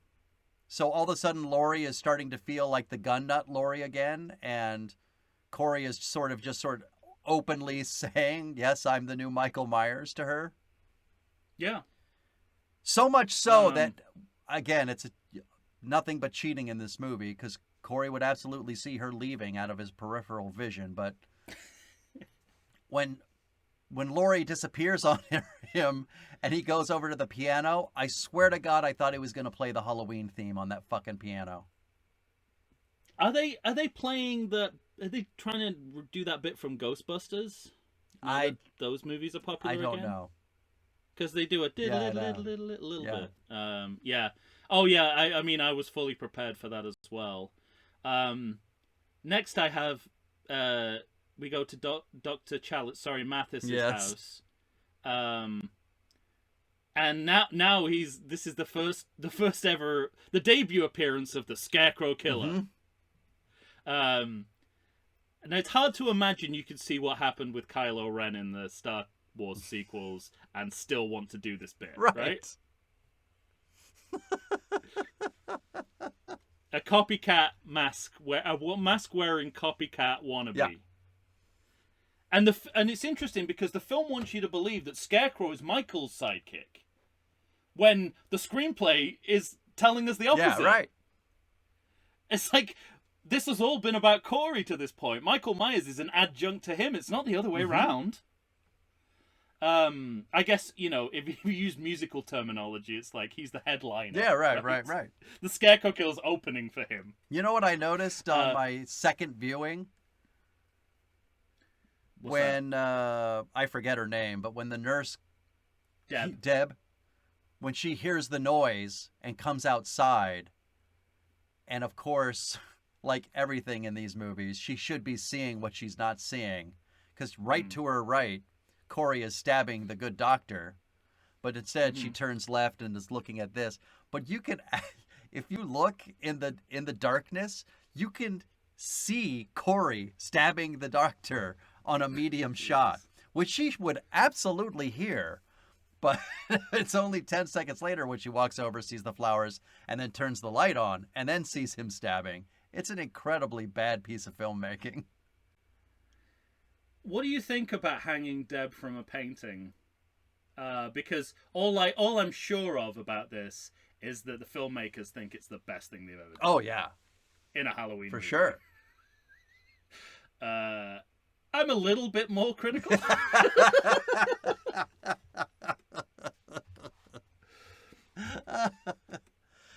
I thought the filmmakers were thinking of themselves as real Van Goghs. Do you think that they patted themselves on the back? Busta Rhymes style, Busta Rhymes style, big time. I mean, I guess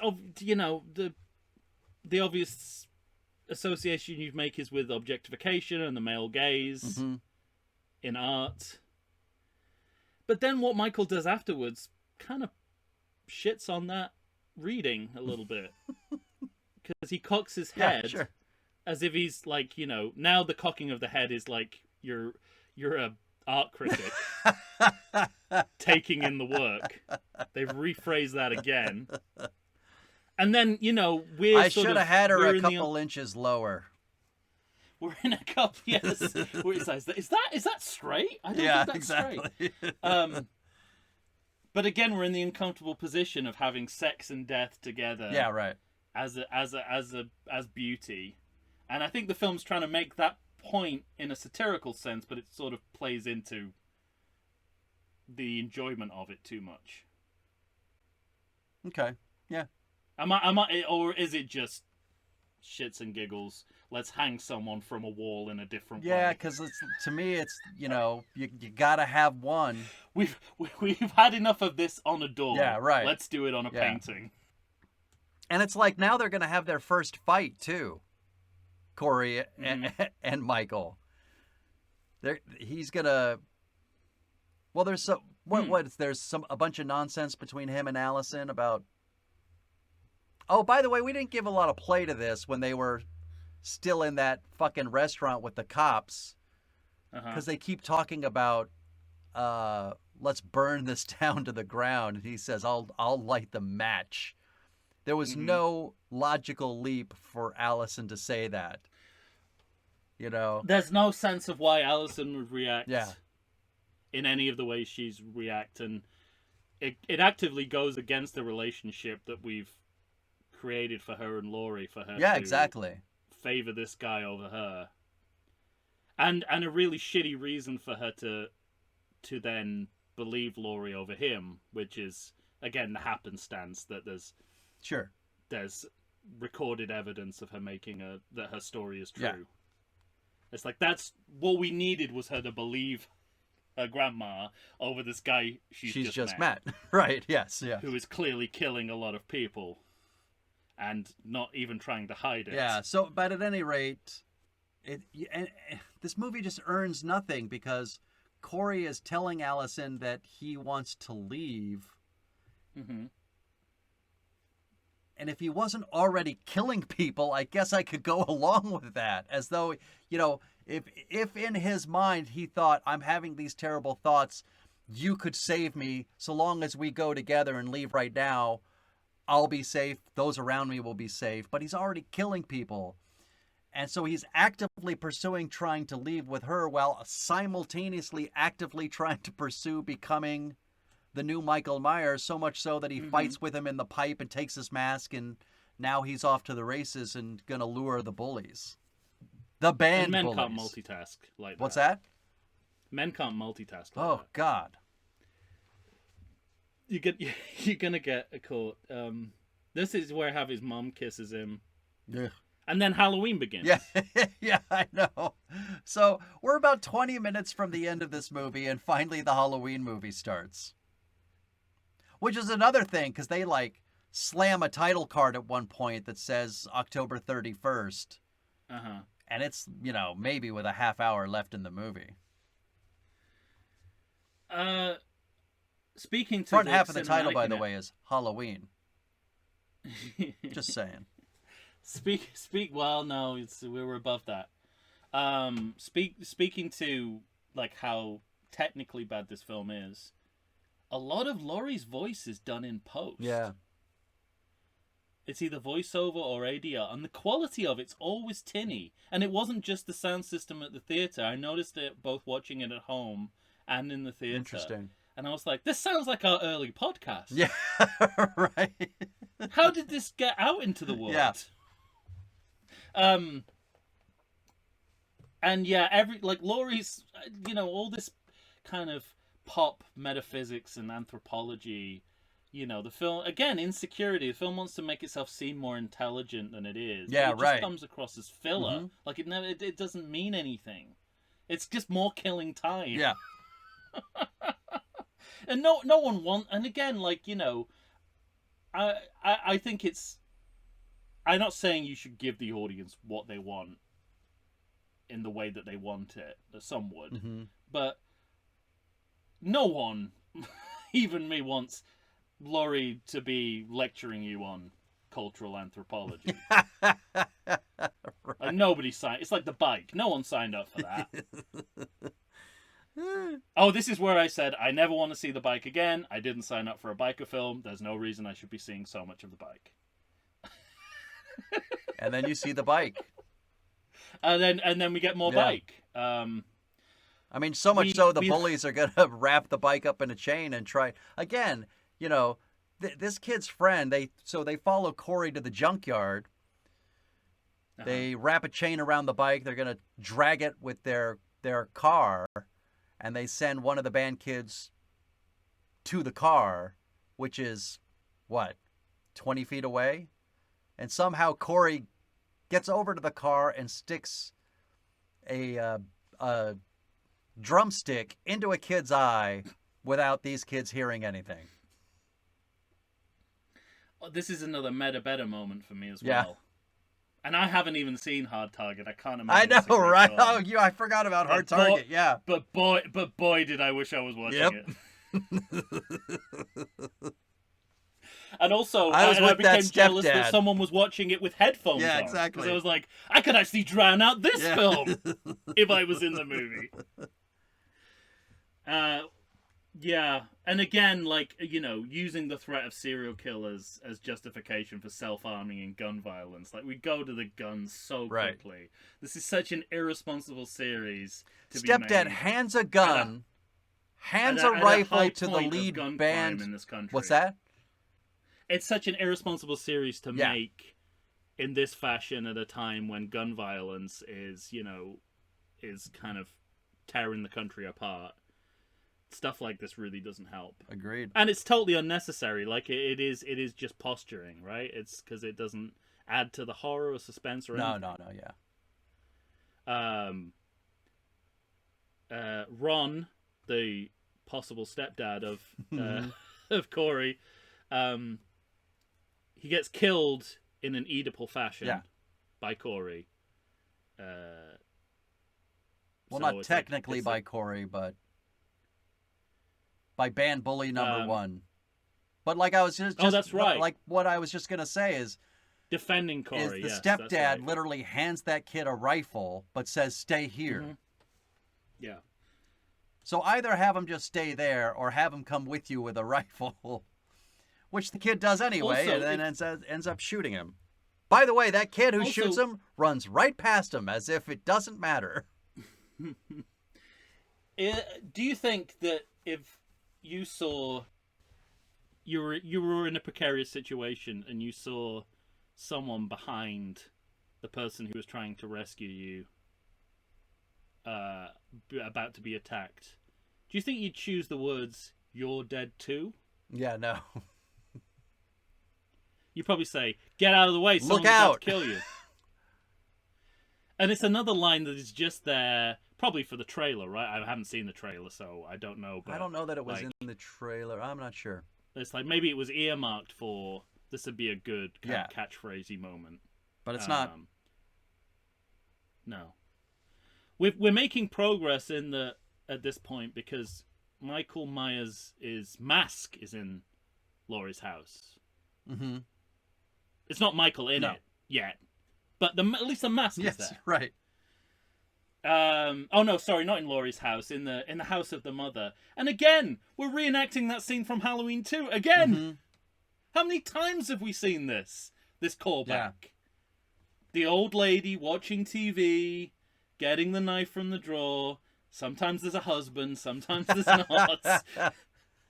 Sometimes it's a baby, sometimes it's a husband. Right.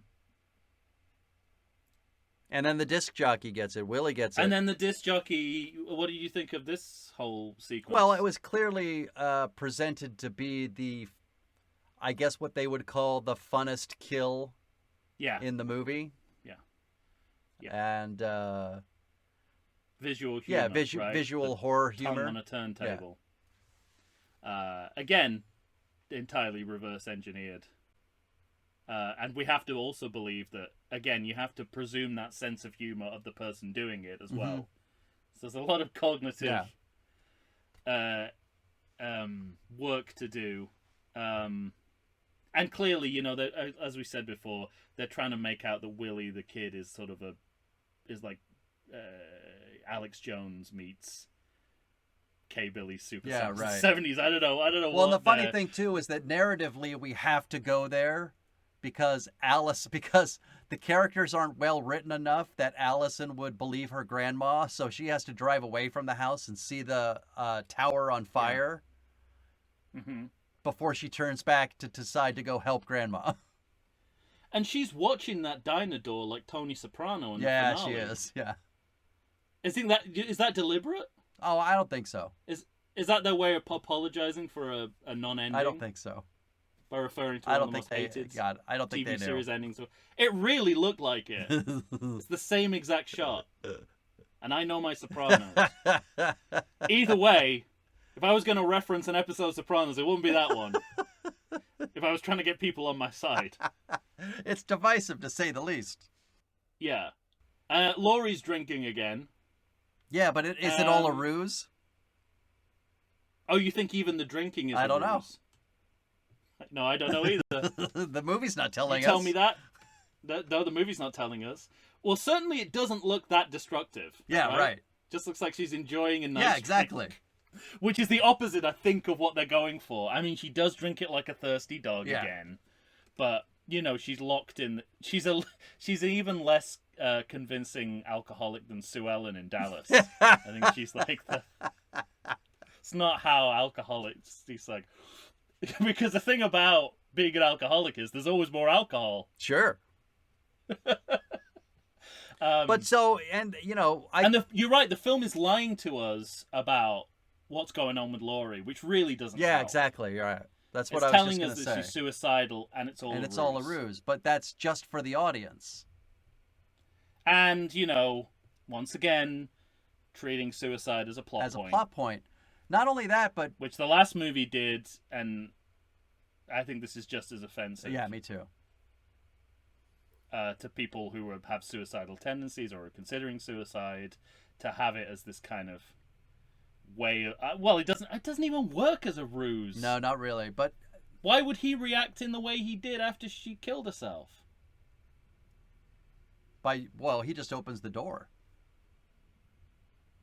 Right, but why wouldn't he do that before she killed herself? If he's going to kill her. Well, that's the thing, is the character of Laurie seems to know exactly how long he's going to take to get into the room. Because the movie needs her to. That's it. I mean, that's all we got. Also, it's also not well executed, because I'd like to take a poll of that audience. I'd like to stop the film after the splatter on the wall and say, okay, who thinks it's Pumpkin? Yeah, right. And Exactly. literally everyone will put their hands up. Who thinks it's Brain? And it'd be like Hans Mole Man. That'd be it. I was saying Boo Earns. But also that means that she walked past the door, out of his line of vision, then leaned over, picked up a pumpkin, held it in her hand, held the gun to the pumpkin, shot through the pumpkin. I mean, that's once again, you sound like Jim Garrison again. I know. No, you're right. You're absolutely right. I'm just saying. The magic pumpkin that's theory. What physically happened. Yeah, I know. Yeah. Well, and we at least we know Laurie consistently lives in the real world. Right. Yes. Michael Myers darts back and forth between the other realm, but she is of the real world. Well, of course, he goes into the room, and this is where the audience gets to find out what they were right about, which is that she's not dead and not suicidal. And she puts a couple bullets in him, and he falls down the stairs. And then, of course, she's going to walk down the stairs like vigilante Laurie. Mm-hmm. And the characterization of of Laurie Strode is so terrible in this movie that she literally leaps back and forth between grandma and vigilante in spans of 10 seconds. And the worst part of it is, part of me wonders, this is looking ahead a little bit, but that's what this movie does. Yeah. I wonder whether the grandma stuff was really so she could have a knitting needle in her hand. Yeah, right. At the right moment of the film. Yeah, maybe. I wonder whether it was that stupid. You're absolutely right. It's completely inconsistent. She shoots him. He goes over the rail. She's slowly walking towards him. For whatever reason, she now is genuinely suicidal because she puts her last 2 bullets in the wall and tells him that he came here to kill her, so go ahead and do it. And this is the thing about... And then he hears Allison's car come up, so he puts his own knife in his neck. Which again doesn't convince anyone of anything. Yeah, right. Other than it happened. Except, unless you're caught at the exact moment, North by Northwest yeah, style. exactly. Which they try to do because Laurie makes the inexplicable choice of trying to take it out of his neck. She doesn't have to do that. No.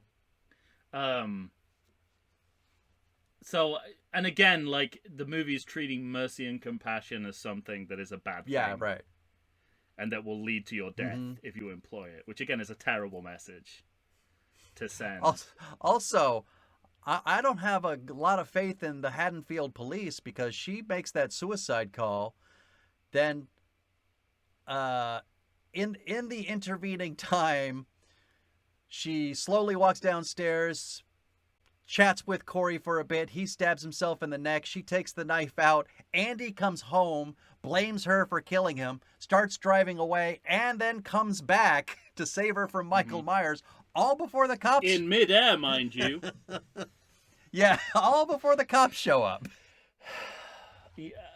Good grief. Also, so here was this is like my big note for the movie, which sort of ties the series together. Yes, please, go ahead. This movie is the mirror image of Halloween Resurrection. That's interesting.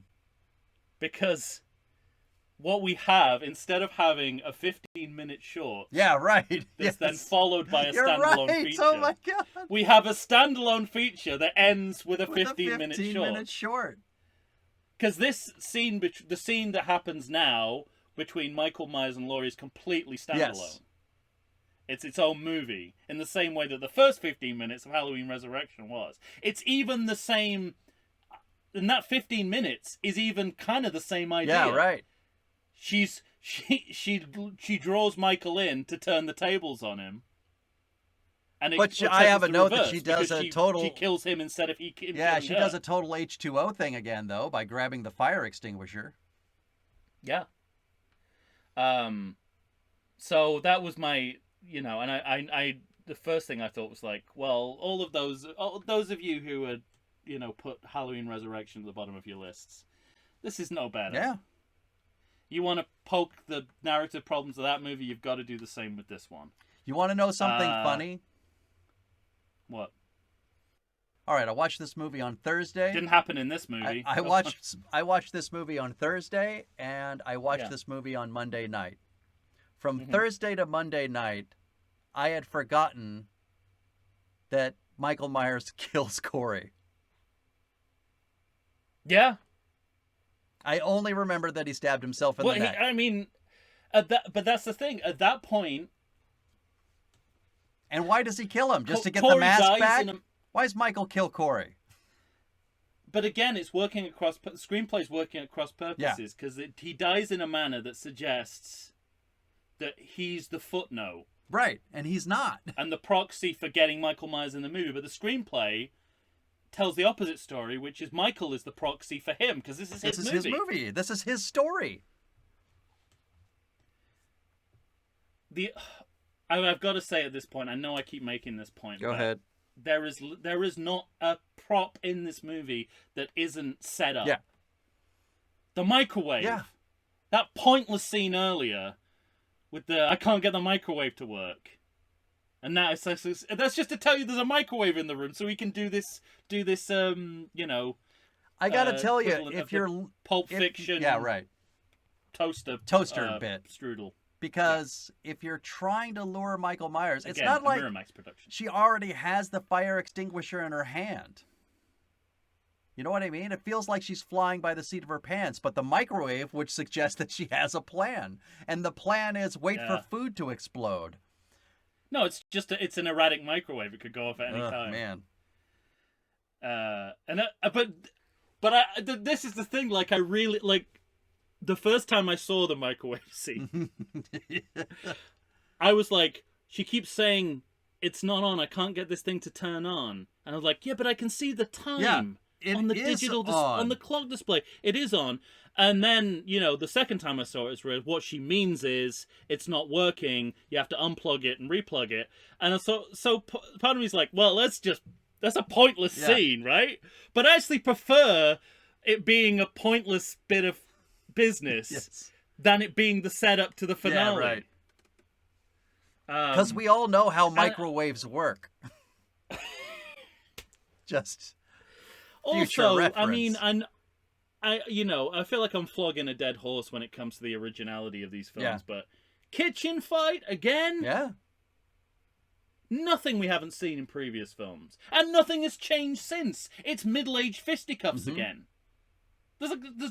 And garbage disposal from H2O. I know. I made the same note. I couldn't believe it. A callback that shows that, a callback to H2O that shows that they missed the point of that completely. Yeah. And again, the knitting needle, which was just, you saw her knitting earlier. And obviously that's tied up with the original movie. Right. But I mean, we're going to get... But it's also, it's in, like... we have to see a knitting... Yeah. In the movie, because apparently that's better than just But using it's also it for nostalgia's filmed sake. poorly, because... Oh, yeah. That needle should be inside her brain, the way it's filmed. But we're not doing that. And then I forget. I can't... She also hits him with a frying pan again. It's like, can we have non-comedic kitchen items only, please? Also, the only moment I really did like was when she threw the refrigerator on him after actually getting him stabbed. I kind of liked that. Like, it made at least, it was a good bit of, I'll say, acting from Jamie Lee Curtis. It seemed... I like that... Okay, I have a question for you. I like that you like that. Do you want me to ruin it for you forever? Yeah, go ahead. Are you sure? Yeah. Because I cannot I'm say excited. it out loud. But you will never be able to unsee this. Go. When the fridge collapses on him, the shot makes it look like it falls on his erection, not his leg. Oh, I didn't notice that. If you catch the light that way, you will never unsee it. I've seen it twice now, and both times it was his big erection that it fell on. But I really don't want to ruin the only thing you liked about this film. That's great. And he's a man again. So that's been retconned. He's a person again. We're going to stab him in the hands. We're going to slit his throat. Stab him in the hands. I know. It's so stupid. It's dumb. You say it out loud, it's so stupid. Another recap montage as well. The second in this film. This one is as if it's life flashing before her eyes. Is that the kind of concept. Well, and That's the again, excuse. she's fighting for her life, and then once he takes his ripped hand through the knife and puts it around her throat, she says, "Do it. Do it." So now she's suicidal again. This woman goes from vigilante to grandma suicidal back and forth like 4 times in this last scene. What the fuck? Wow. Yeah. It's because they're trying to do a whole movie in 15 minutes. Yeah, that's true. Complete with an H2O hand reach out. Yeah. So it's not even a character arc, it's a character triangle because you got to do it so quickly. Followed by, can we talk about this displaying of the body and the funeral procession? I just want to say, I'm glad Frank arrived. Otherwise, he wouldn't have been there to contribute absolutely nothing to the scene. Yes. It's so grateful he got there. Get out of the way. Don't go in there. Get out of my way. At the 11th hour, he came in and did absolutely nothing. So I can't imagine that scene without him. He does thank her at the end for that. Well, again, the movie's like desperate to have as many characters be in every movie in the trilogy as possible. So we get the Julian. The Julian, the kid's back. Julian the Marshal, who Sam Jackson's the movie. Right. Let's say it is tonight. Yeah. Again, glossing over the vindication of mob justice. Yeah, exactly. And then the image of the mob putting him into the Crusher. into the meat grinder, or not the meat grinder, but what would I mean, become it's the like- meat grinder. It tells me they've learned nothing. No about lessons in this how town. they're- No lessons are learned. Well, no lessons on the filmmaker's part about being responsible for how you show Certainly not. mobs. I guess Michael being pulped is even more definitive than a decapitation. Yeah. There's no way. Unless that's a poor EMT worker in there. Right. Maybe the idea is it's been like one of the firefighters from Halloween Kills all along. Yeah. But he's had like a knife glued to his hand. His mask glued to his face. So just every time anyone comes at him, he has to kill. And also dialogue, voiceover. It's the third time, so we got to finish with some voiceover. And this is like the worst writing of the 3 writings. This is the worst. Fuck. Also, it every single one of the every time we see her writing the book, it seems like she's finishing the book. Yeah, exactly. You're right. Is she just rewriting the same I paragraph? don't know. This is her revisions. Because if you're gonna, just a note to screenwriters out there. If you're gonna have like someone writing a book in a film, it should feel like a book, right? It should feel like it's got a beginning, a middle, and an end. Not that she's continually rewriting this the last voiceover sentence. comes at the beginning, the middle, and the end of the movie. So, And it's the end. just a thought. This should be the end. All right, I'm done. I'm done with this movie. Well, I've got to mention evil changes shape. Oh, evil yeah. doesn't something it changes shape. You're right. Which is exactly how That it is would my have been last described in note. the writers' room. So, having retconned him back to being a real-world killer, they're hanging on to this idea that he's just this evil soul floating around in the ether again. Waiting to infect somebody else. Yeah. So someone out there should calculate how many times in this trilogy the idea of what Michael Myers is retconned. Yeah. It's got to be a good 6. And we end on the shots of the empty house, With the mask on the Which coffee is- table. But they're And trying to there's a ape callback. the end of the original Halloween with the, Right. Blue Oyster Yeah. Cult. I mean, that's not the ending of the film, but can you imagine if the original Halloween had Don't Fear the Reaper at the end instead of as a piece of diegetic music in the movie? John Well, Carpenter I can had imagine good it. sense. That's what Halloween ends with. Fuck. But, in 1978, you could never imagine that someone would reuse it in that way, right? God, after talking about this movie, no, I'm still going to say it's not as bad as Halloween Kills. Because you're going to hear about the Halloween Kills episode, you're going to be going, this really is exceptionally... But like I said, not significantly better. No. It's close. It's closer than I think I ever expected it. Way closer than it ever should have been. Than it ever should have been. But again, it's not long enough to shed those bad habits, I don't think. You got a how about a credit check? Yeah, a very short one, which I think everyone, including us, will be grateful Yeah, I'm for. fine with that. Visual effects by Crafty Apes. My assumption would have been that they were also responsible for the screenplay. Those same apes. Let's put our Crafty Apes on this one. Maybe an infinite number of Crafty Apes with an infinite number of typewriters. I'm being reminded of another Simpsons episode. You know what this should have been? It should have been Danny McBride, David Gordon Green, or whoever that third guy is saying. So well, and there's more this time. Yeah, that's true. Them pitching the idea of this movie, and then the super smart ape that came back from outer space saying, "No, I don't think we'll be doing that," and then roller skating out of the room. Well, that's Harvey Weinstein, so that analogy is perfect.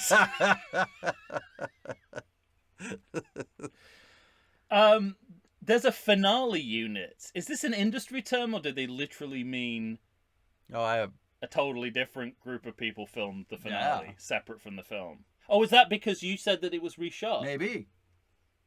That's what it Yeah. is. But again, it feeds into the idea that this is a 15-minute movie grafted on to into a standalone feature. movie. Even I behind love the that you scenes, came up that's with the that. case. That is remarkable that this movie mirrors Resurrection. Well, this is, when you look at films through the prism that we do, you have these unexpected, you make these unexpected connections. And it's like, I would have never thought about Halloween Resurrection had we not just watched and talked about it Sure. so recently. But that's exactly, it's just as disjointed, and yet no one's probably going to go out there and saying, as disjointed as Halloween Yeah, Resurrection. right. Nobody's going to make that connection. I'm gonna finish on a positive note. I don't know how. This is, I'm intrigued. well, this is, this is probably the best soundtrack to a Halloween movie we've had for a while. Yeah, actually. It's got nothing to do with the score. No, yeah. It's all about the jukebox soundtrack. And I feel like, the retro stylings of the movie are... This is their payoff, right? This is the only payoff they had, that instead of listening to, let's say, Creed, you're listening to I Was a Teenage Werewolf by The Cramps, one of my favorite songs by one of my favorite bands. And, like, I'm not happy. It doesn't work. Like, none of it works. I'm not saying it works in the movie. It is. Right. But at least I don't have to listen to Creed or something. I do not that disagree. I wouldn't enjoy. Yeah. Yeah. But so I'm glad that I can say that at the end of all of this, because this movie. But you get the Blue Oyster Cult. The funny thing is I mean, it's in that shopping scene with Frank as an instrumental. That's right. It is. Yeah. And then it comes in hard, of course, at the end of this movie. Ends. And then we get that. And, but it also is derivative, because that's how Frighteners ends. With that same song. You are fucking kidding me. No, yeah. I was neutral on that until now. Yeah. Fuck them. Go fuck yourselves. Go do something original. God damn it. That's fucking Peter Jackson. Yeah. He's got enough power in the industry to fucking turn you off like a light bulb if he wanted to. All right. Fucking idiots.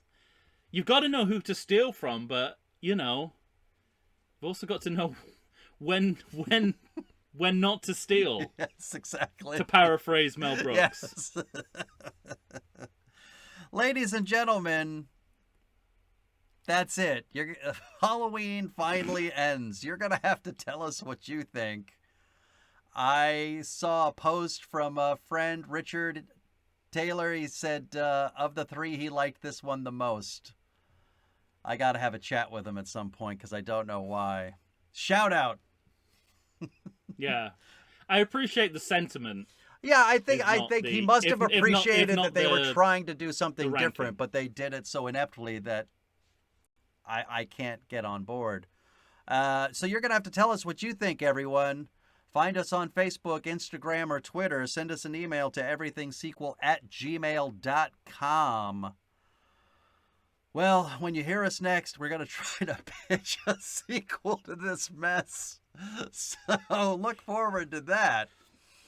Yeah, something we have argued definitively should no longer be done by anyone. Well, for Tom Stewart of Lonesome Whistle Productions, Michael Shantz here of the How Dare You Awards. Tom, what do you got for him? Boys who keep secrets don't get custard for dessert.